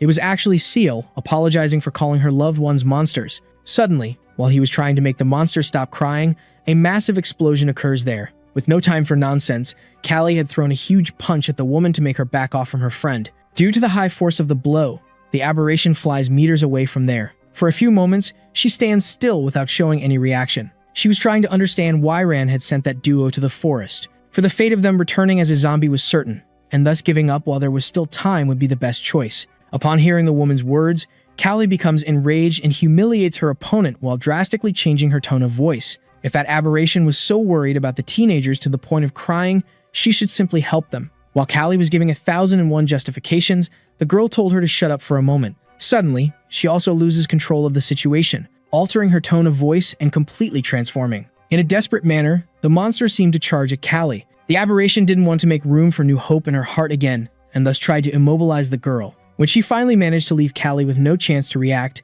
the monster places her claw on her chest. At the same time, she was trying to understand some of those events. In an unusual way, her children were trying to stop her from doing any harm to the duo. It seemed that the zombies wanted their teacher to trust those teenagers. Even after all the situations they had been through, they still wished to give hope to the leader of the monsters. After this appeal from her children, the aberration begins to transform again into her original form. For a few seconds, she remains silent, staring at that duo who had made her so angry. After that, she asked for the identity of those two dreamers and is promptly answered by Callie. Then she says that it didn't matter how long it would take, but the duo should promise to return safely after realizing their dream of climbing the tower. Looking confused, Callie stares at the woman with a somewhat tense expression, and thus, a new wait began for the solitary guardian of the forest. 3 days had passed since that agreement. As soon as they woke up, the teacher started her classes with a very simple training content. Everyone would play tag for 3 consecutive days, and if someone got caught, they would die. Upon learning about this unusual training, the duo displayed somewhat desperate expressions. For Sale, those 3 days were the hardest of his life, and for Callie as well. After the training, the teacher was proud because no one had been caught, and thus she spared no praise for her friends. That was all she could teach, and they had done a great job as a team. After hearing that finally that torture was over, the two friends looked at each other for a few seconds in relief. For a few moments, they even seemed to argue, but soon they embraced and began to celebrate with compliments. While the boys talked about Mr. Ran and their performance in the activity, the teacher interrupted to ask them to listen to her until the end. That lesson was for the duo to learn how to stay alive against a stronger enemy. And this knowledge was the best so far to face a tower full of strong players because, in addition to achieving victories, a competitor also needed to survive. After a question from the teacher, Callie has a déjà vu, and Seol speculates that the woman would force them to do all of this again. She then responds somewhat mockingly to those two. Suddenly, she gives the green light for the start of a new activity. Callie and Seol displayed exhausted expressions and seemed like they couldn't take anything more. Suddenly, a massive explosion occurs there, destroying a large part of the ground. That monster had overheard that the duo was talking about her behind her back, and in that sense, they ended up saying something very interesting about hell. Therefore, from now on, Ran would show them what this place was really like for the remaining 4 days of training. Meanwhile, Dean was observing the tower from inside his castle. That was the long-awaited day of the player test. Many candidates were already eagerly waiting for the start of the event. Meanwhile, a show-off guy was trying to strike up a conversation with the crowd and, in addition, wanted to promote himself among so many people. What that guy was doing was embarrassing. It seemed like he just wanted to liven up the atmosphere like a clown. As the test approached, more strange people arrived at the location. According to the girl with pink hair, most of them were not much different from the first test, and that arrogance would likely lead to their downfall. Suddenly, a boy arrives, assuming she was looking for someone special in the crowd and claiming it was a potential boyfriend. After saying those unfortunate phrases, the guy takes a punch to the face with absurd force. The girl didn't like that kind of joke, and so the boy apologizes for trying to elicit a funny reaction from her. Finally, after so many hours of waiting, the guards announced that the final round of the player test would begin soon, and therefore the candidates should prepare. After hearing this announcement, the boy worries about the disappearance of Heo Seol Jin, but soon the angry girl scolds him, quickly bringing him down a notch. Then she decides to go in first and leaves him there alone. But looking ahead, the boy is immediately startled by what he sees. He didn't even know what the hell that big guy blocking the gate was about. Then the girl with pink hair asks the monster to step aside and go prepare, just like the guards ordered minutes ago. Without wasting time, the abomination responds by telling her to leave, saying that this was not a space for women. After that affront, the girl decides to give the slacker 5 seconds to move away. He just mocks the situation and lets out a slight evil laugh. Then he can't help himself and bursts into laughter because it was so funny. Noticing how the monster was humiliating the girl, his friends start to discuss whether they should intervene to help her. That guy with long black hair was somewhat known around there as he was the only approved candidate and survivor from Group B. Suddenly, the kid asked everyone to stay still because there was no supervisor watching,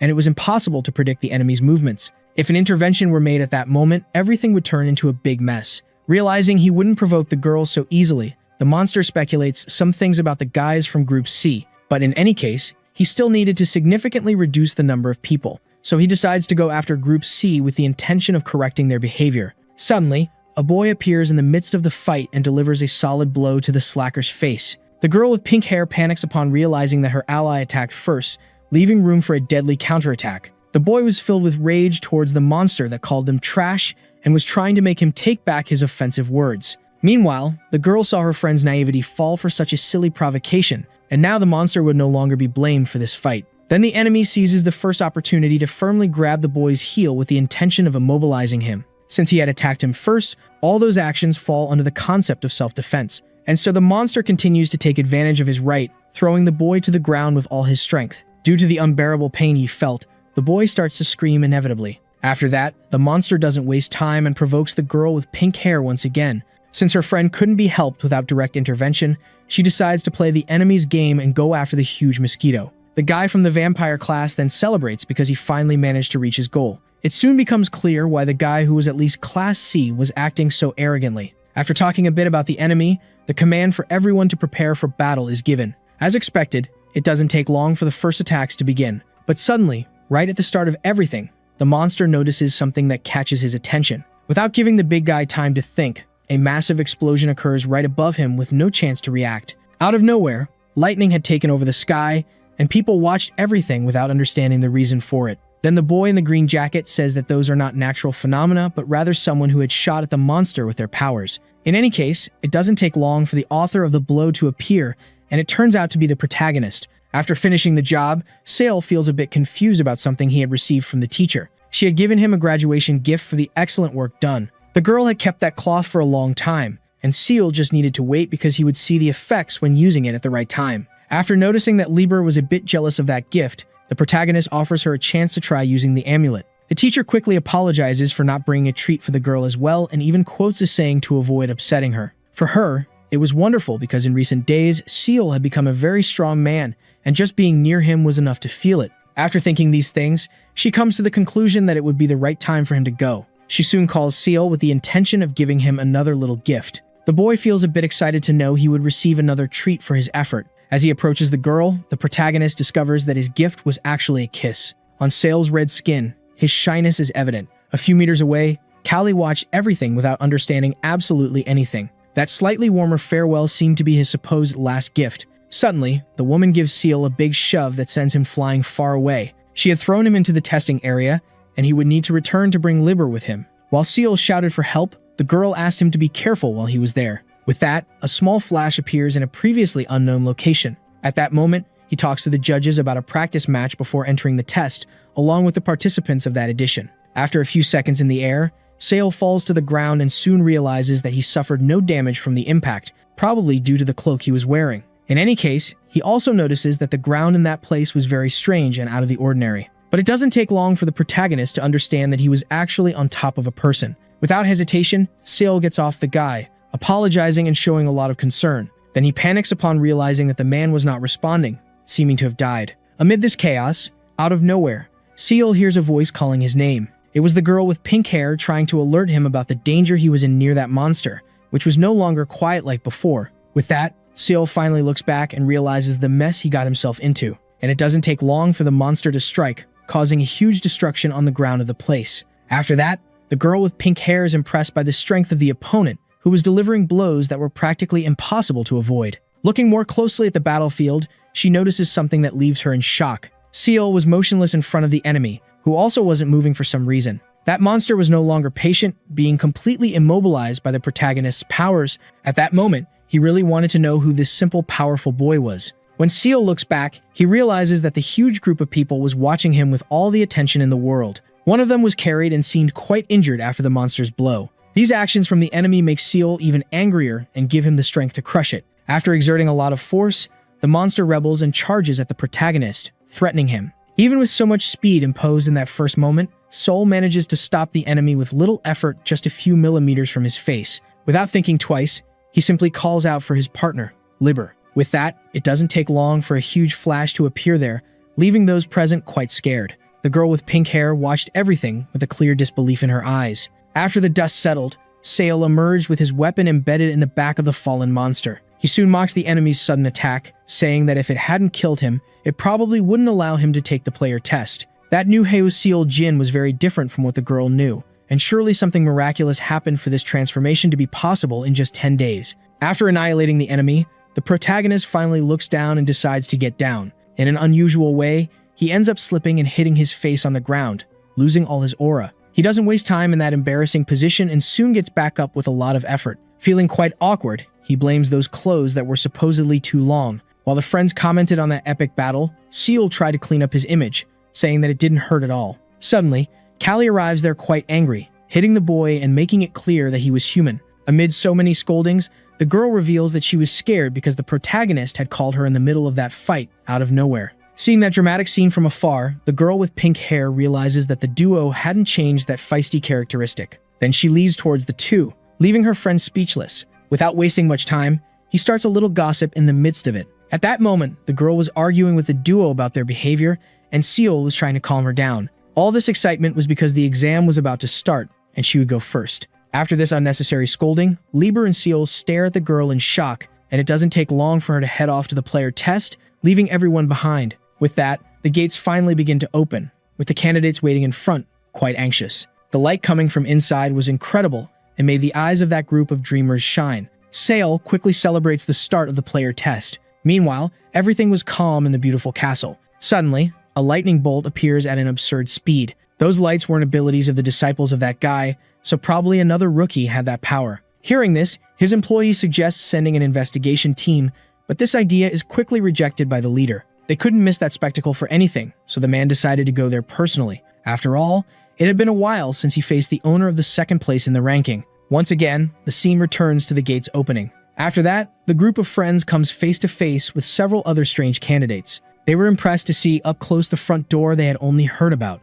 Upon observing the place more closely, Seal has the feeling that all those people were staring at him strangely. But in the midst of the crowd, there was a guy who caught his attention. Seal's eyes widen as he realizes that Kim Tae-won was there. Finally, the examiner arrives, noticing that all the candidates were present, and decides to start a brief explanation about the test. Kim Tae-won was a rookie that the Avalon Guild was supporting with all its strength after a mere boy had killed all their attack units. At that moment, two representatives of this group were commenting on this new tool. But there was only one thing that the man in the white cloak was really sure of. That man was the only one who could influence him. Kim Tae-won seemed to be eagerly waiting for the start of the player test. Soon, one of the members of the Avalon Guild goes to inform him that the use of excessive force had been prohibited, and he responds that he was just going to greet his opponents. Unfortunately, it was already too late because Kim Tae-won was being authoritarian and ignorant even with those he didn't know. He rudely ordered some calm people to get out of his way. They just stared at him, startled for a few moments, and then quickly made way for Kim to pass.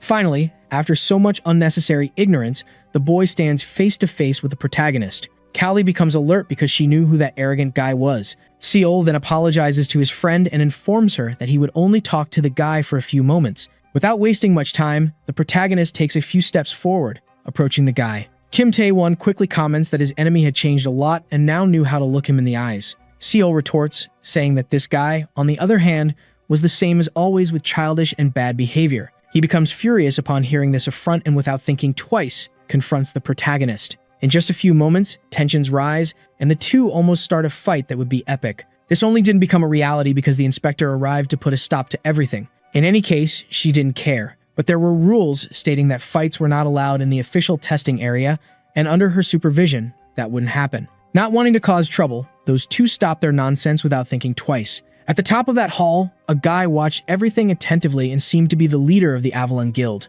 With that, the inspector gives the two a glare before leaving while Seal received greetings from someone. That girl had witnessed everything when the protagonist had taken down a candidate with just one move. She seemed to like Sale and found him cute, but he wasn't her type of guy. This crazy girl even tested the protagonist's skin with pinches and commented on the approval of Group C with a perverted look. Finally, the inspector arrives to put a stop to Lulu and makes her say goodbye to the charming boy. Everyone had passed the test because of Seal, and that's why she commented that he needed to stop being so generous because it wasn't fair. Suddenly, a brute arrives there supporting Lulu with the argument that the protagonist's actions could become a problem for the balance of the test. The groups A and D that would take the same test had a smaller number compared to C, and allowing the participants to cooperate would make everything very unfair, argued Bibi. If Seal were really special, it would make that exam even more disproportionate, according to her. After listening to all these arguments, the inspector realizes that her boys have grown up and knows how to face these adversities. Meanwhile, Seal felt a different atmosphere in that place,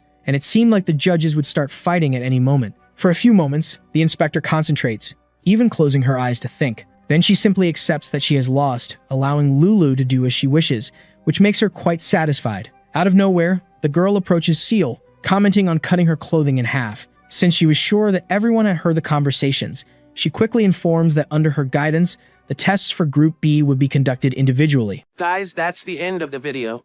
If you like this video, please leave a comment in the comment section. Also subscribe to the channel and hit the bell icon. Like the video and share it too. Thank you for watching and see you next time again.